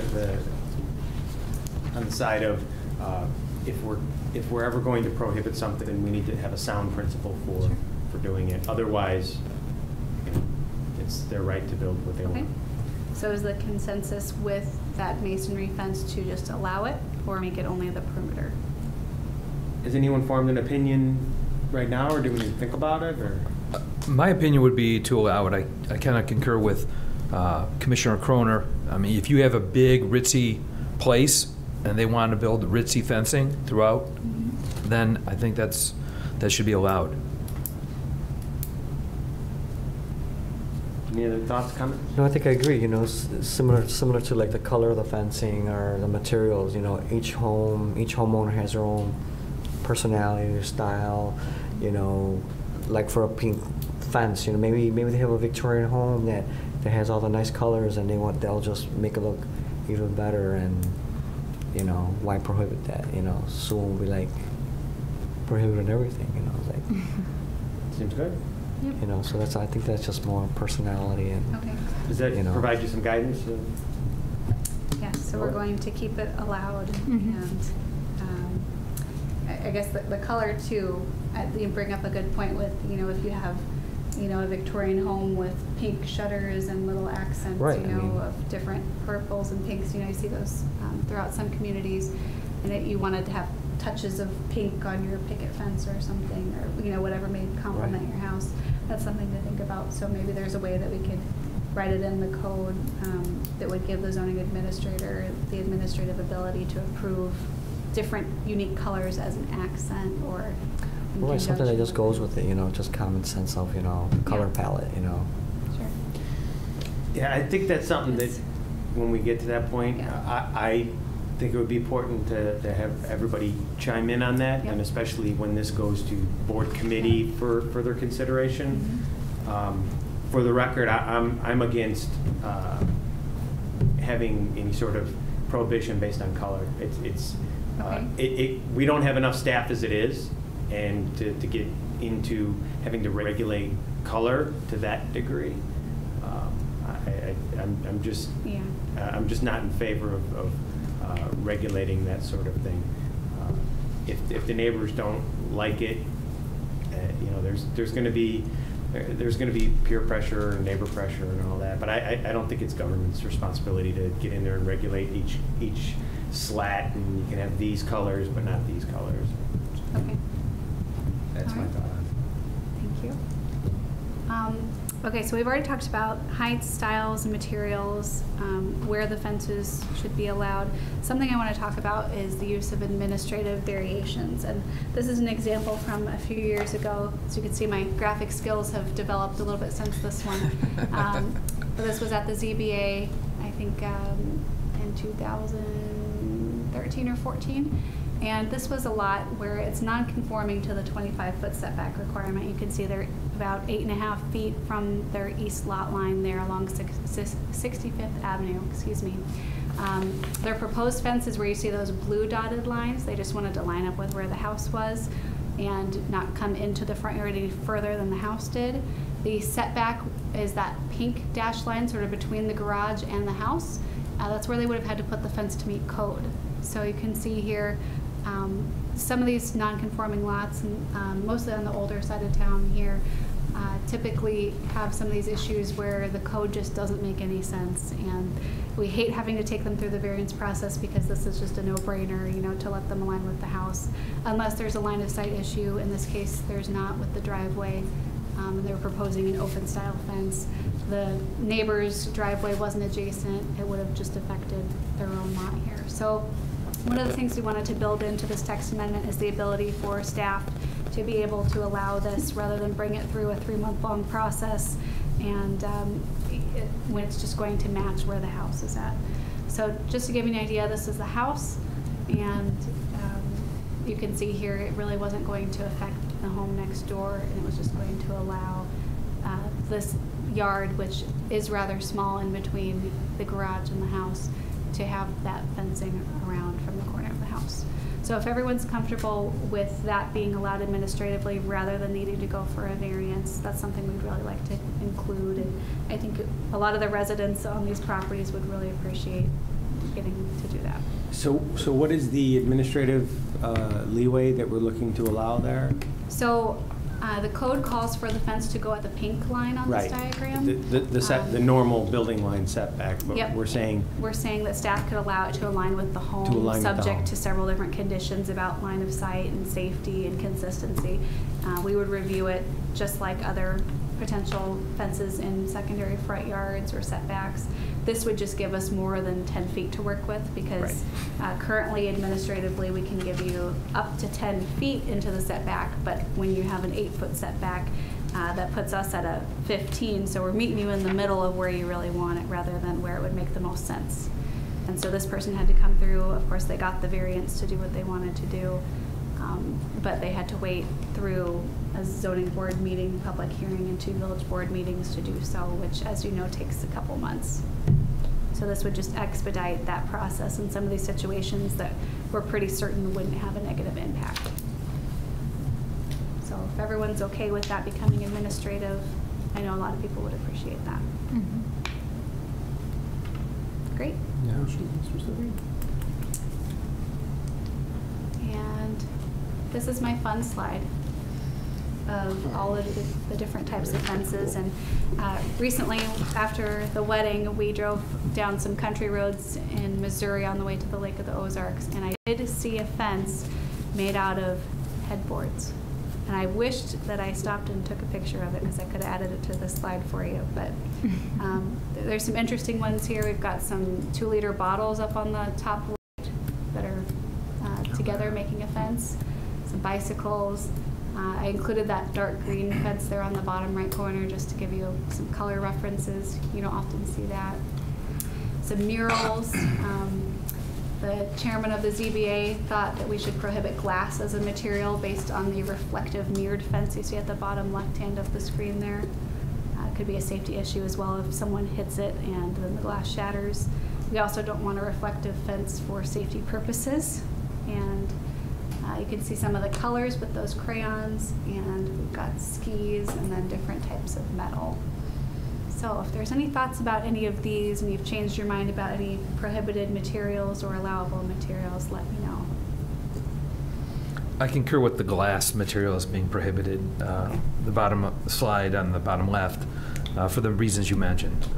The glass shattering and then the reflective nature. You're driving at night, your headlights are beaming, it could cause some issues. So I think definitely that recommendation that you mentioned should be considered seriously to prohibit it. Any thoughts going down this side here? Materials? The lower right-hand one, what's different about that one? What am I missing here? I just put that one in there to demonstrate like a common type of fence, but in a different color. Okay. So I thought that's not one I typically see a lot, is the dark green. Dark green. Okay. PVC or wood fence. I can't tell what material It's in good shape. I think it looks good. Yeah. I really like the bikes. Bikes are nice. I like the crayons. I'm going for it. So, any thoughts down this way here? Well, I think just the bike fence, I think that's more of a hazard, because, you know, if I'm riding my bike or my kids, they have they like to bring things along, and that's something that could, snag and pull you right off, and Sure. to me that just spells, hurt, Sure. I'm sorry, And which then the fence were you glass one saying? too, you know. Bicycle fence. Like if the handlebars overhang on the sidewalk or something. Right, you know. I don't think they were a good fence. If somebody came in for a fence like that, you guys better not allow that. I don't think those wheels are deep enough for frost zone. So on that note, again, I just like to have some sort of objective principle that we approve or deny on, and the only phrase I can think of I've dealt with property maintenance is attractive nuisance. I mean, it's a safety hazard. Yep. Shoot, around here, those bikes would be stolen by the time you get them set. And I know in the packet, it talks about material types and definitions, and I mean, empty 2-liter bottles, I would not fall into that category. So I think within some of that umbrella of the materials, some of these would not be considered acceptable. The bikes, hopefully the glass would be prohibited, Yeah. and then household materials that are kind of winging it Sure. in lieu of standard fence materials. Yep. Yeah, so I'd perhaps argue on there's... the environmental side for the 2 liters. Seriously, I'd argue on the other side, it's an environmental repurposing of waste. It's environmentally friendly. And I'm not saying that I would ever do it, but I'm just saying that, hey, if that's something, what somebody thinks, actually it's a pretty good idea. He's probably that's probably waste lumber as well, or whatever the framing material is. Sorry, Ken, I didn't mean to interrupt you. They No, can come get a that's fine. variance. I think it's an important thing to consider whether, you know, we talk about non-standard building materials. And, you know, we would potentially have to get into definitions of what is common, what's standard, what's not. That kind of gets into the what you talked about, landscaping. If whatever is making your fence is alive, does that count as a fence, or if it's something that somebody threw away? Alive? Trash and treasure. Yeah, I mean, again, it's a challenge, and that's why we're talking about it. I'm looking at the skis. Again, repurposing. Yeah, But the points present a potential danger. exactly. Same with what I believe is pencils or whatever they are, the wooden posts that look like multicolored. So one of the things that I know Paula and you have mentioned in the past, and I don't know if eventually we're going to go this route, but a material review board for community development. At some point, I think without crafting the ordinance in such detail that we're boxing ourselves into a corner, we could perhaps talk about alternative materials, just undergoing an administrative review. And, the administrator could make a decision, based on professional judgment, right? And Yep. understanding your community standards. And if it were denied on that basis, somebody could appeal, apply for a variance. Yep.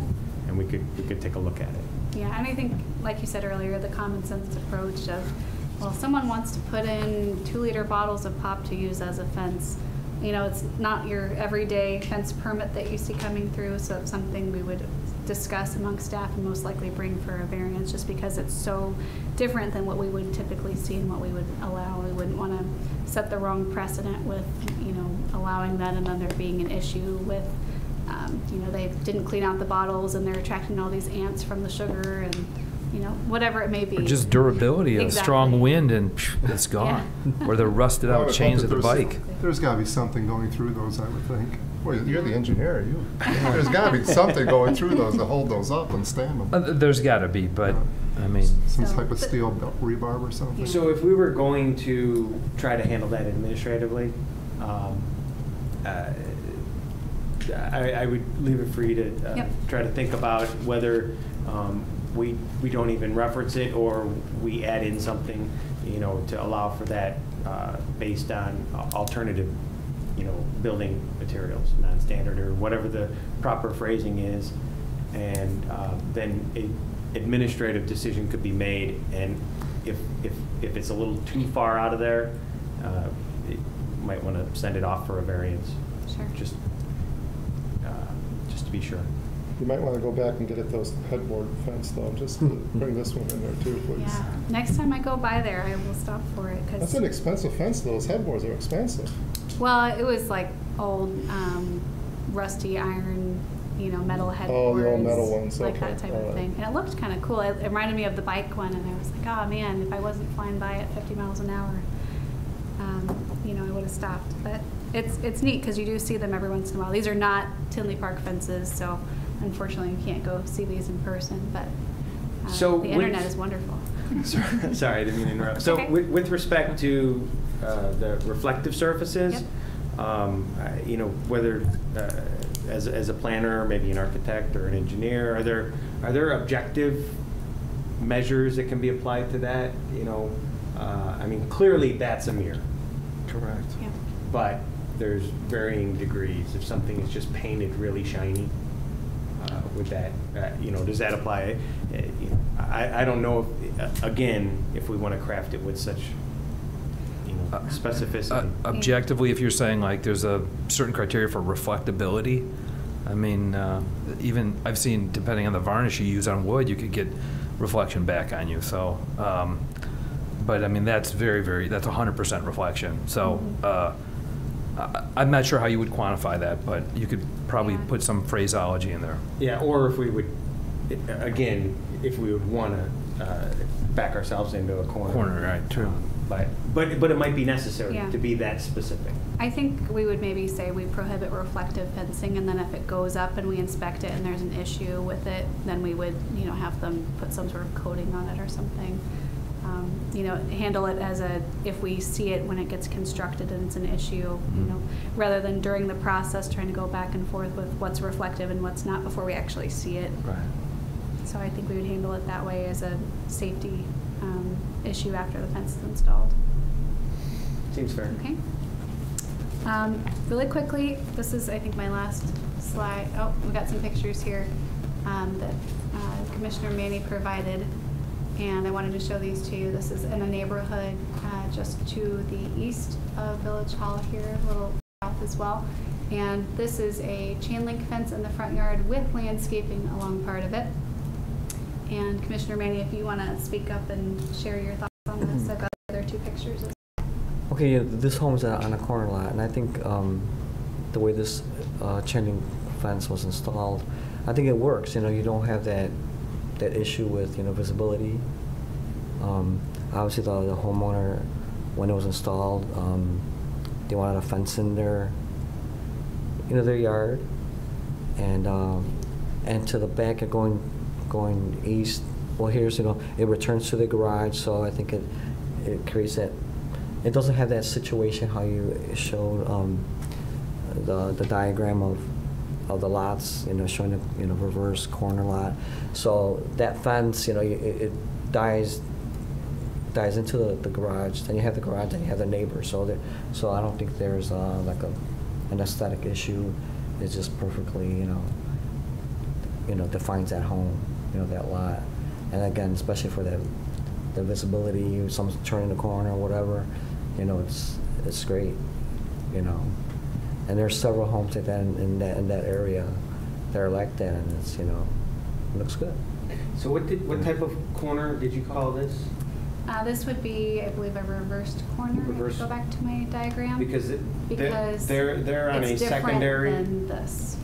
This is a secondary frontage, and the one right next to them is a primary, right? Correct. Correct. So you'll see the home just after this lot here is facing a different orientation than this person's home that we're looking at here closer on the screen. And this fence would not be allowed by current code. They'd have to get a variance to do this. I didn't get a chance to look up and see if this particular property actually had one, but some of the records in this neighborhood are a little older as well. The concern that I had with this fence is that it is that situation where even though they do have their own garage there, the person next door is never going to have a fence that would come up, but you wouldn't have this sort of misalignment issue because of the garage being right here.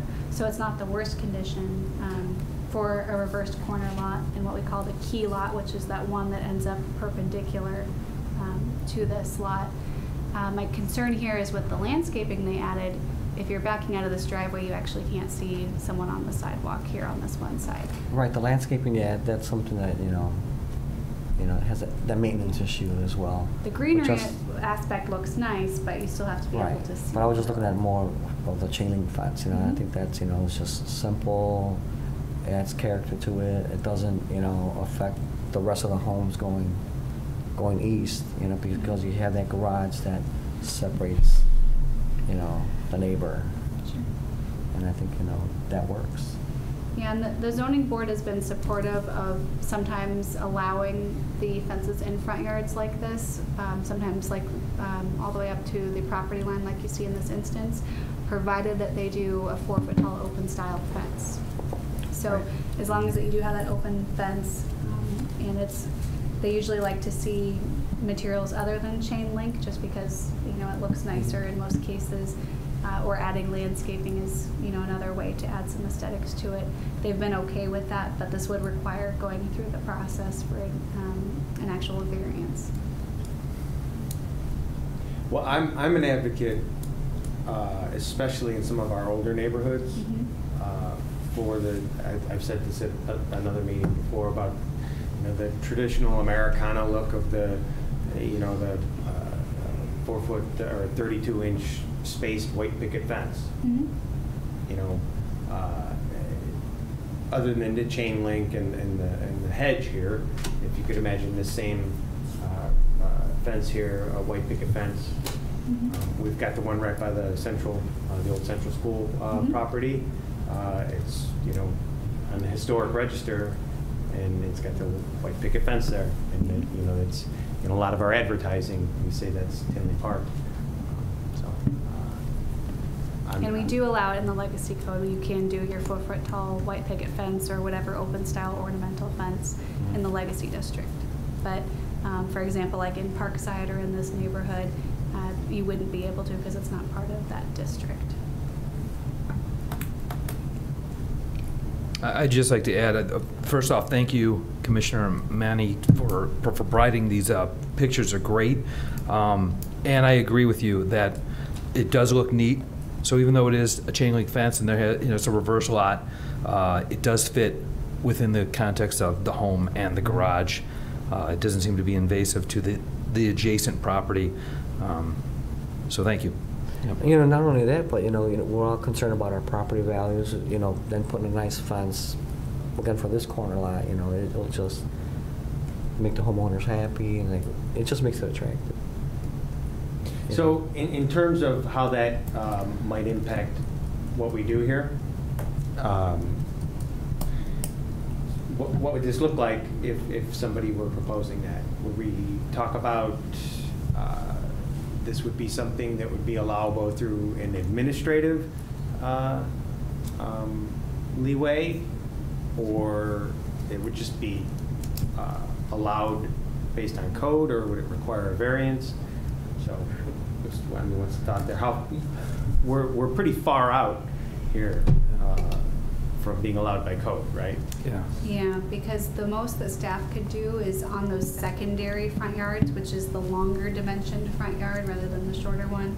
Typically, your shorter ones where your address is off of, but that's how the code's written now, is based off your address side and your non-address side. But as we've found, addressing is also not perfect, and that's another story for another day. But this side of the yard, our administrative variance would allow them to be an extra 10 feet into the setback. So they, in this case, had 15 feet still between their property line and where their fence could go. This one here is right on the property line, so it would require a variance based on today's code. If the Plan Commission and also the Zoning Board and the Village Board are comfortable with just saying outright, well, based on conditions X, Y, and Z, everyone on corner lots can just go ahead and have a 4-foot tall open style fence on their property line, that's something we can write into the code if that's the vision that we're going for. Well, I think it goes back to what you said for the other variants, common sense, right? Applying common sense, where the one variance would be 25 feet and it wouldn't match the house line. And I think you're right, we'll have to define it, a 4-foot tall open fence, and perhaps the age of the fence, so that they're grandfathered in, because fences are expensive. To get a knock on the door saying, you got to tear this up and put in a new one, that could be pretty alarming to any family. We don't do that unless there's a maintenance issue with the Okay. fence falling down or something. Fair enough. But what we do run into is if it's falling apart and they choose to replace it on their own, then they run into what. Did they ever have a You variance can't in put, the you first can't put place? what was up there, and we've even heard Yeah. that, here, why can't I put up what I had? Right. And sometimes you'll see that they either did or did not get a permit originally. So we either have some record on microfiche from 1975 or we don't. And it either says variance on it or not, because the code actually has not changed for fences, I think, since the 1956 zoning ordinance, which is the oldest one we have on file. So I can't tell you how some of these have gotten where they are without variances, but it's just administration of the code. And, you know, before we had GIS and aerial images and Google Maps, I'm sure some people didn't realize when it was a corner lot rather than an interior lot, Right. because in the interior, of course, you can go to all of your property lines except the front. So, in the context of the one you showed us, that we all agreed should be allowed by administrative, and that's the one where the fence up to the line of the house. Yep. If, for instance, we crafted something where it said you could have a 4-foot open style fence up to the property line in these situations, that property would actually be able to put it on that red line that you showed us, right? So I just want to make sure we're all clear on if we said we think we should allow it in this type of situation, then we have to think in terms of, well, this photo we're looking at here, how does that differ from the other one? Because if we said that here, then that would mean we'd be allowing a 4-foot open style fence on the red line in that picture. Yeah. So. And I know the zoning board has felt more comfortable with looking at this situation on a case-by-case basis and having it come to them. And, you know, maybe instead of needing a full ordinance for the variance, it's just a review with the zoning board, and that it ends at that public process rather than needing the next months of meetings with the village board. And that could be a potential solution if you're comfortable with this scenario. So like one step above administrative. Yeah, just so there's one more layer of review, because sometimes, you know, depending on, you know, if one of the staff members leaves and 5 years from now someone has a different opinion of what's acceptable or how to interpret the code, it helps have that consistency because there's a couple more eyes looking at it. But I know there's a lot of things to consider with this. Sometimes it's an attached garage and you don't have, you know, a garage between the next property, or sometimes the detached garage has a different setback and there's other considerations with the lot. So in this configuration, we do have quite a bit of properties like this. However, they're not all the same. And I think it would be challenging to write a code that would really make an administrative approval clean and clear for this type of lot. I know I'd be more comfortable bringing it at least to the zoning board or the plan commission based on just at least one other review. So and that way there's more documentation of it too. There's minutes attached to it. There's, you know, more thought behind whether it's allowed or not. That's my personal opinion.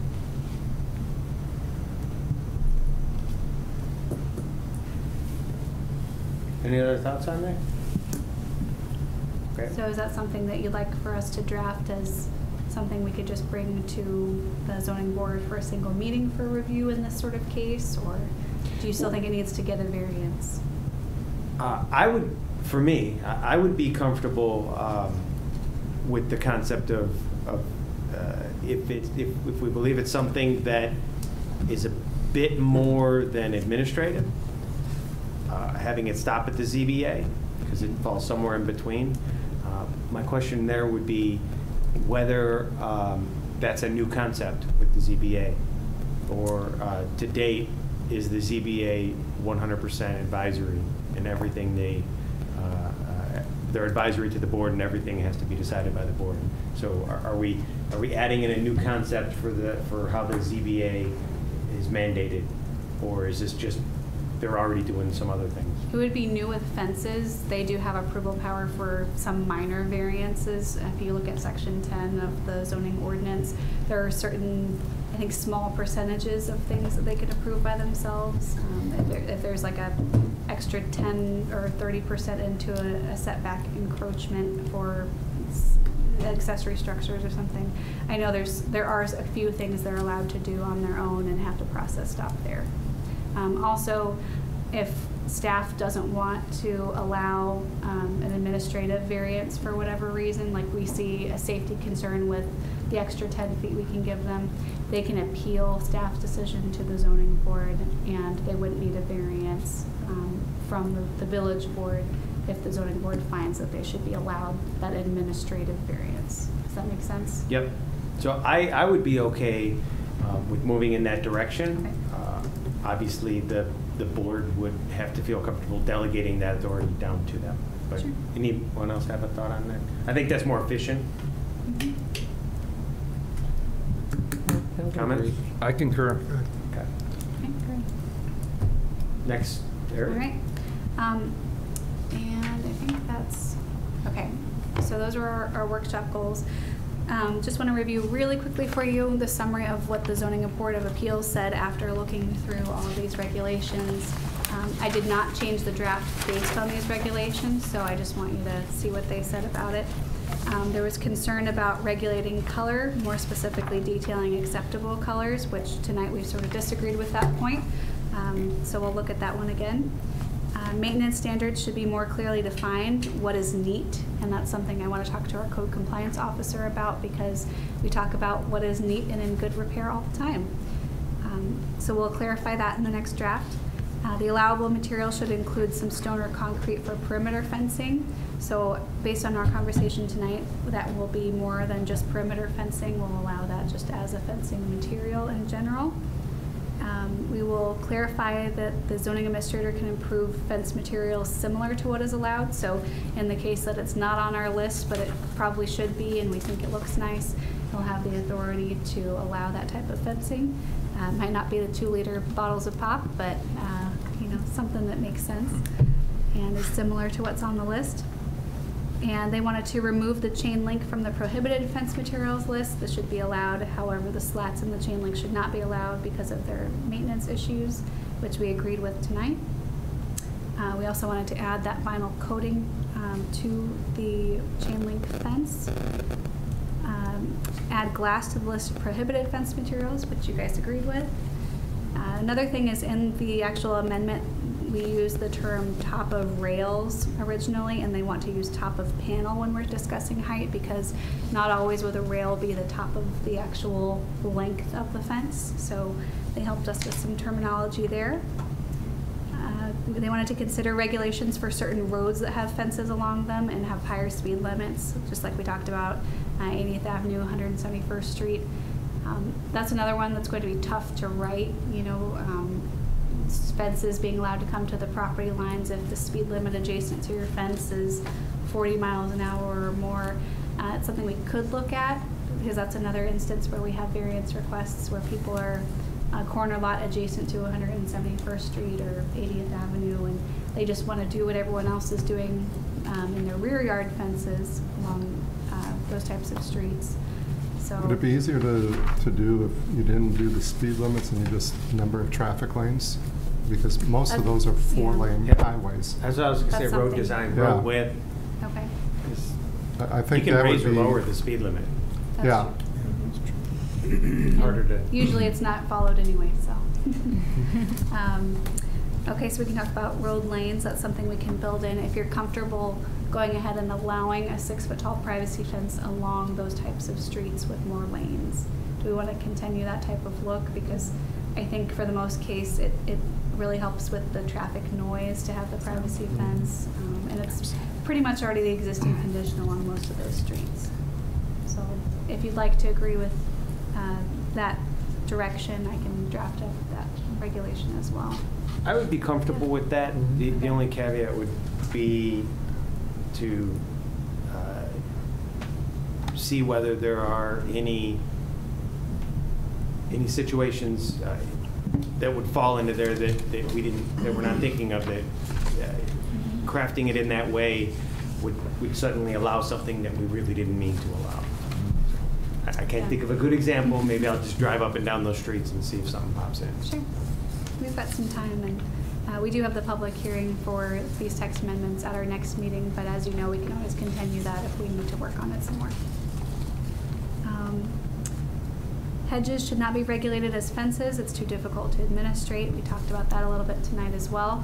Oddly enough, it is in our current definition of fences that we consider landscaping as a fence, but it hasn't really been regulated that way. So to formalize the actual administration of the fence code, we would take that out and make sure it's clear that we're not going to regulate hedges as fencing. Again, that usually would get installed without permission, and then we'd have to go in after the fact and tell them to take down all their landscaping. We talked about the definition for through lot and corner through lot needs to be edited to give the zoning administrator some more authority, because you've got a couple lots. If you've ever noticed along 171st Street, there are a couple lots, I think there's maybe 3 of them, that are flipped the wrong way, and they were never included in the subdivision. And so those people's fences go right into the subdivisions that everyone else is oriented the correct way. And we would want to protect that look in the future for the majority of the subdivision if we are given the opportunity. I'll have to give you the address of one of the lots I'm thinking of. It's between... Is it by 84th Avenue? One of the ones that are by Walgreens. There's one there? over there by the Walgreens, and Yeah. there's another I'm thinking of that's between Harlem and 80th on the north side of 171st. It's to the west of that retention pond area, and there's one lot, and it's set back quite a ways, so you don't usually notice it, but you'll see the mailbox out there next time you drive by. And that person's fence goes where a sidewalk should actually go in the rest of the neighborhood. It looks like an older home that was there when it was all farm. Exactly. And then they built the farm around it. Exactly. So in order to maintain some continuity with the majority of the subdivision, we want to protect that in the future and make sure that, because that's a through lot which touches streets on both ends, that one of those ends would be still considered a front yard and subject to that setback, so that the majority of that block wouldn't have to look at that fence coming all the way out the wrong direction. So again, protecting the aesthetics of the neighborhood with that type of regulation. Overall, the zoning board was in agreement with the other aspects of the draft text amendment. At this time, we can go through the entirety of the text amendment. I'm guessing you probably looked through it already. If you have any specific questions, I'd be happy to answer them for you. But in the interest of time, I think we might not want to go through it in depth. No, I would agree with that. Any objection to moving forward? I just want to mention, I know on the fence regulations, there is a stipulation for temporary fences, and one of the examples is construction sites, and even just in my backyard, they're digging up 66th Court, and they just have tape, and it's like an 8-foot hole, and there's plenty of kids in residential areas that walk. Okay. And I would think, because a lot of these fences are, we're talking about sight lines and some other things for to be non-invasive to, human health and the environment, but also the temporary fences. Chain link is acceptable for construction practices, but definitely to keep people from harm's way of falling into an excavation. So I know that's on here. It's a different animal a little bit, but that should definitely be looked into to make sure the box is checked to enforce that when there is construction in residential areas and non-residential areas as well. Okay. Would you like me to look into that particular scenario for you and make sure that it gets set up to where yes, I believe so. At lunch, it still wasn't filled. Okay. In fact, I get worried. There's kids walking down there all the time. Sure. We can look into that. Thank you. Okay, before Stephanie wraps that up, any other questions, comments, or direction for Stephanie heading into the public hearing on this item? Thank you for your time, and Yeah, you're well done, Stephanie. well done and thorough. Good job. Very good. Thank you. Absolutely. If you have any other questions about the draft or you get any other ideas that pop into your mind, feel free to give me a call or an email between now and next Friday when we send out the packet with what we hope to be the final draft. I will also add a comment that, of course, we've all seen Stephanie does an excellent job on the reports here. She sincerely does appreciate any reference material we can send her way. Pictures, like Commissioner Manny sent off. I've sent her quite a few things in the past, and that really helps her with her research. Just the big picture. Yep, if you see a property and you happen to grab the address or the location, we can talk about it. Or if you take any pictures, feel free to send them to me. Okay, so we will move on to, the public hearing for this one, as you mentioned, will it's also scheduled for October 5th. And so we look forward to that. I can't foresee that we would need to postpone that. Moving on to good of the order, I believe Stephanie has something for us. Yes.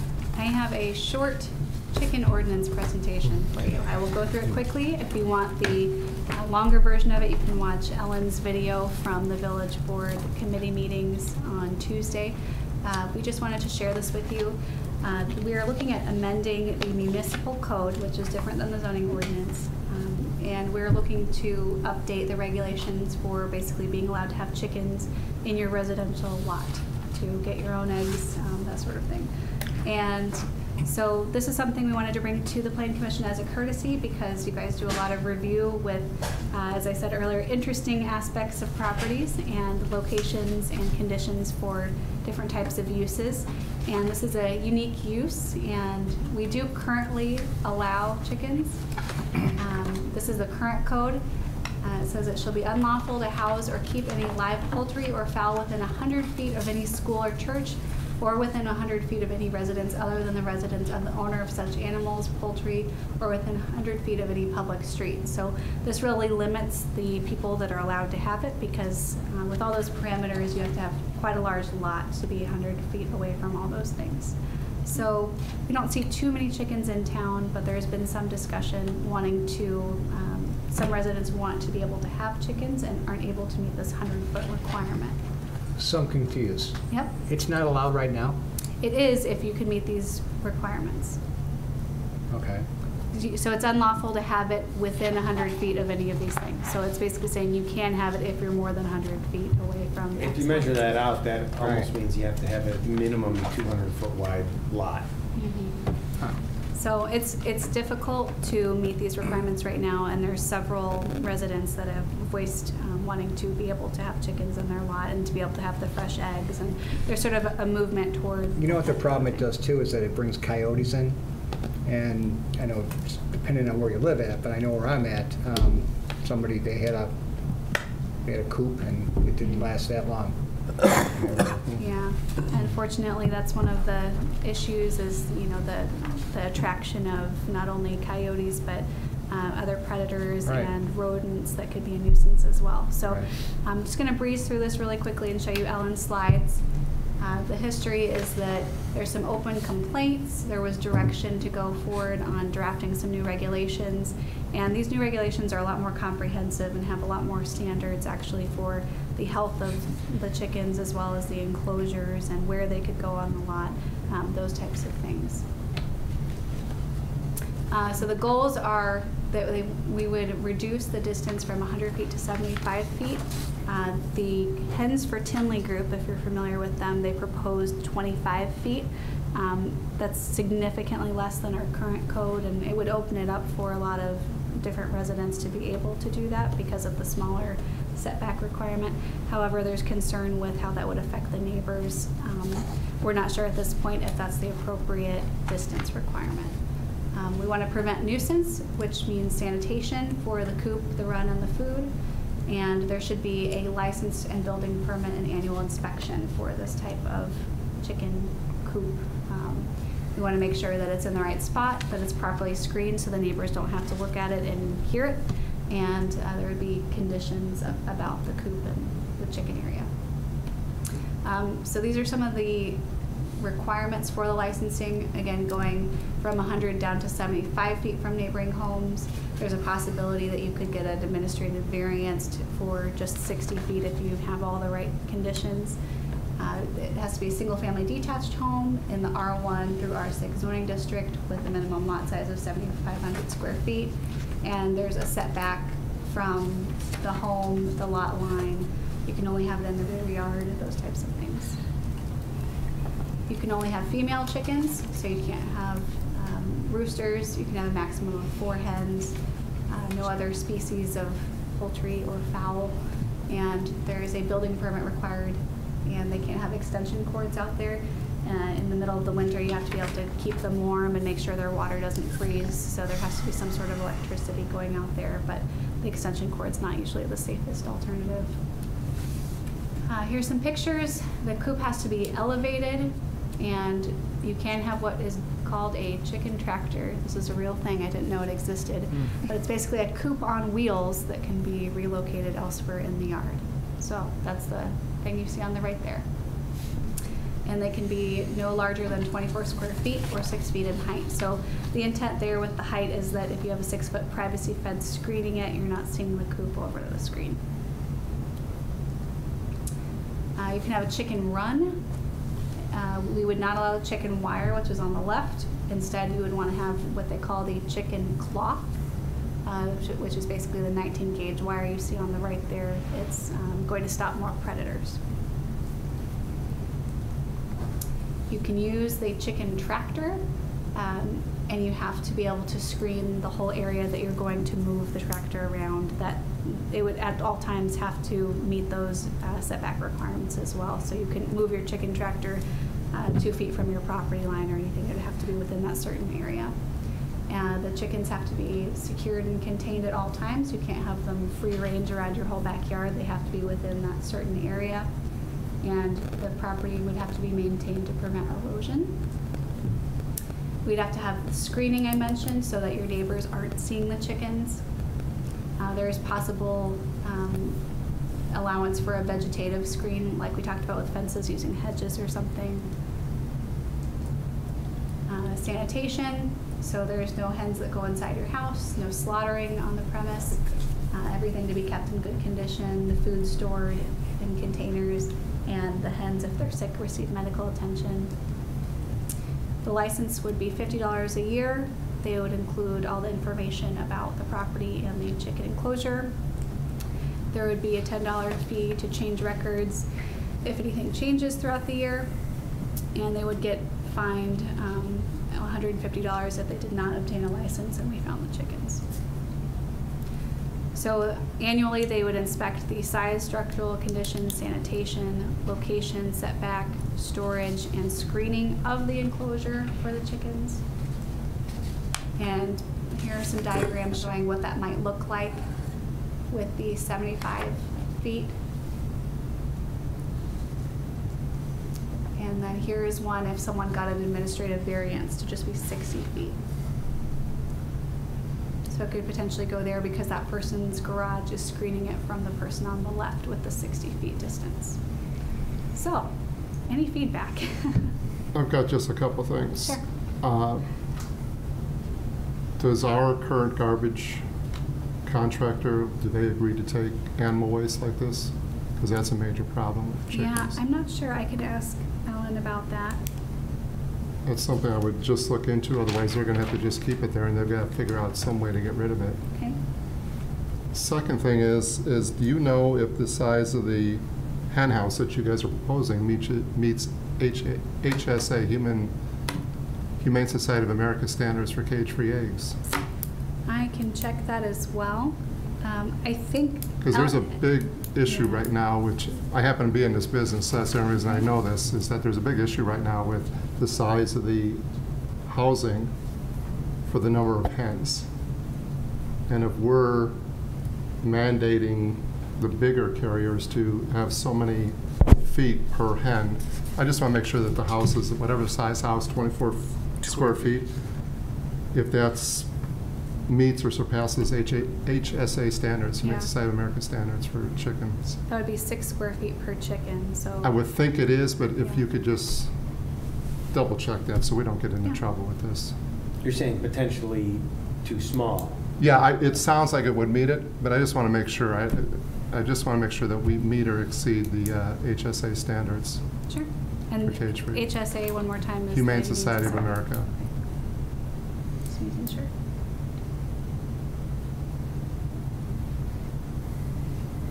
I will relay that on to Ellen. And she what will is the get- reason for no roosters? I believe it's mainly because they're loud. The chickens make a lot of noise too. Yeah, there's a rooster behind me. I'm on 84th Avenue, my backyard, 84th Avenue, and there's a rooster behind me in that farm. I'm out there all the Okay. time getting the chickens into the hen because they're running down 84th Avenue. It's ridiculous. I have videos of it, of me and my dad with the broom trying to get them back Seriously. into the thing because they didn't clip the wings or something, Mhm. and they came up over the fence. But he has a rooster too. Whose property is that? That's it's Is it unincorporated area? no, it's 84th Avenue and 175th Street, 176th, Okay. right by the right by St. Stephen's, Okay. the farm there. Just south of that? Mhm. Oh. Okay. I don't Yeah. think they have chickens anymore. Did he just get rid of them? Mr. Hoger passed away. Yeah, he just passed this away year, a couple months ago. And I think they got rid of them all. Oh, she got rid of them Yeah. because she's still there. Yes. Yeah. But it's unincorporated. Oh, it is unincorporated. Okay, I didn't know that was You know who a unincorporated. bigger predator Okay. than coyotes is? Raccoons. Raccoons will eat these guys outside. Any other thoughts? Are we supportive of chickens in the backyard? Do we think that 75 feet is an appropriate distance? Any general thoughts?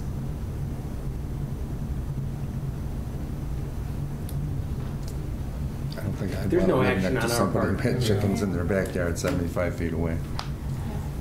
There's no action on our part here, right? No, This is we're just looking for Okay. feedback. If you have anything that you would like for us to get answered for you, if you have anything you'd like to see changed, you're welcome to obviously take those copies home with you and let us know any other thoughts you have for the draft ordinance. And we're just looking for any feedback to incorporate into it before we bring it to the village board for first reading. I don't.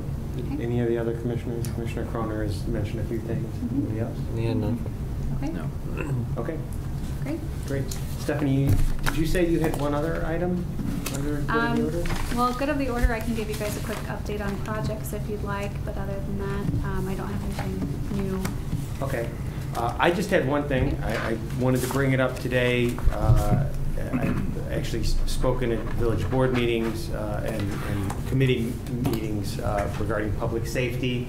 I just want to bring up, Stephanie, I called you a little while ago about the concept of the village having a comprehensive approach to traffic management and also just our road theory in general, road design theory. Much like I was talking here about having an explicit and expressed set of principles when it comes to fences and design and things of that nature. I think we really need to be on having an overall comprehensive approach to road design. We have a lot of pockets of speeding, and the thing that really brought this to head is a woman was struck by a car at a birthday party on Ridgeland last weekend, I believe. But there have been many incidents recently with single car accidents and things of that nature. So I just wanted to raise that point here, the Planning Commission, and if anyone has any comments on that, I just wanted to raise awareness of that here and be pursuing it. Any other comments under good of the order? Stephanie can give us just a quick rundown on any ongoing projects. Sure. In the coming month or so, you'll see another request for a special use permit for a recreational use in the Legacy District. It's called Studio Q, and they are wanting to locate sort of in the development where Cousins is at, across about 177th and Oak Park Avenue. And so they will be coming to you probably in the late October meeting. And we have asked South Street and also the residences developers for their latest and greatest sets of plans. We hope to bring those to you in the coming months as well, depending on when we get those plans and get the reviews back. We've said in the past, we've been working with the developer and a group of the residents of the Brookside Glen subdivision, both the townhomes and the single-family homes, to develop some consensus on the design and get to a place where I think everyone's happy with the look and feel of it. And right now we're at 4 buildings, and we'll see what they come back with the final set of plans, and that'll be coming to you for review.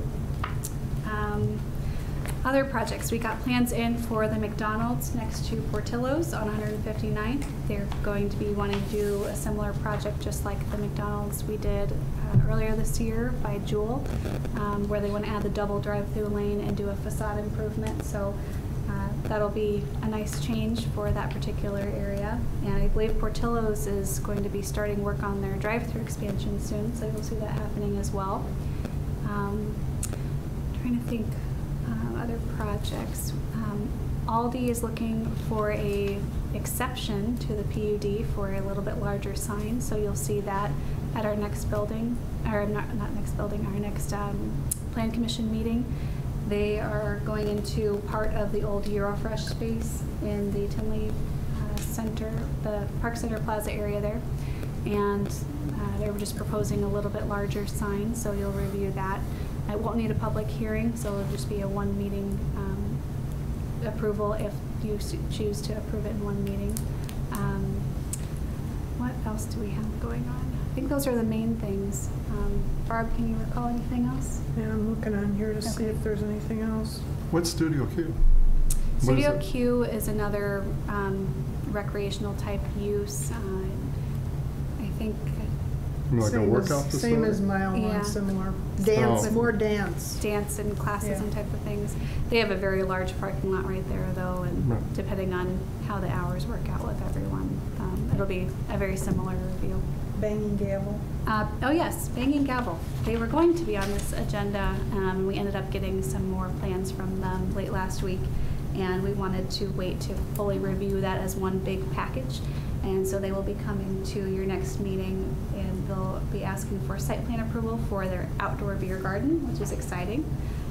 Spoiler alert, they're going to put a little pergola area where music can happen under there. We can have some musicians out there and activate Oak Park Avenue and get some music going to match our brand. Plans are coming along well for that. They're also going to be asking for a variance for their sign. They want it a little bit larger than what's allowed. Some of that's based on just the fact that they won't be allowed to have a wall sign due to the historic requirements. So we'll have that coming. They're also going to want to finalize their plat of subdivision, which I think you guys looked at earlier this year when they got their special use permit.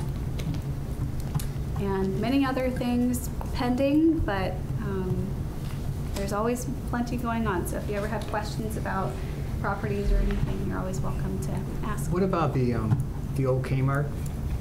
I had heard something, was there Pete's Market going in there or no? We have several inquiries, but nothing concrete, Okay. and unfortunately, I don't have a lot of the latest and greatest information on that. Woodman's is still moving along as far as I know. They're looking and doing their due diligence now, trying to figure out exactly how they're going to make that property work the way they need it to. There's some floodplain and a pipeline going right through the middle of it, so they've got a difficult but large site to work with. So hopefully we'll see that one coming to us sometime next year. And what's going into the other building, the other half of the building of the old, where the Aldi buildings, not the Aldi building, but where the Aldi is going in, what's going in the other half of that? I'm not aware of what's going in there yet. And what happens to the old Aldi structure?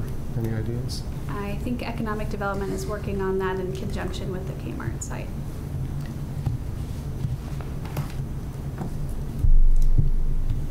Okay, any other business here? No? Okay. Receive comments from the public. Do we have any of the public here? No, seeing none. Feel free. I thank everyone for their time, and I would entertain a motion to adjourn tonight's meeting. Do I have a motion? I motion. Motion Commissioner Gray. Second? Second.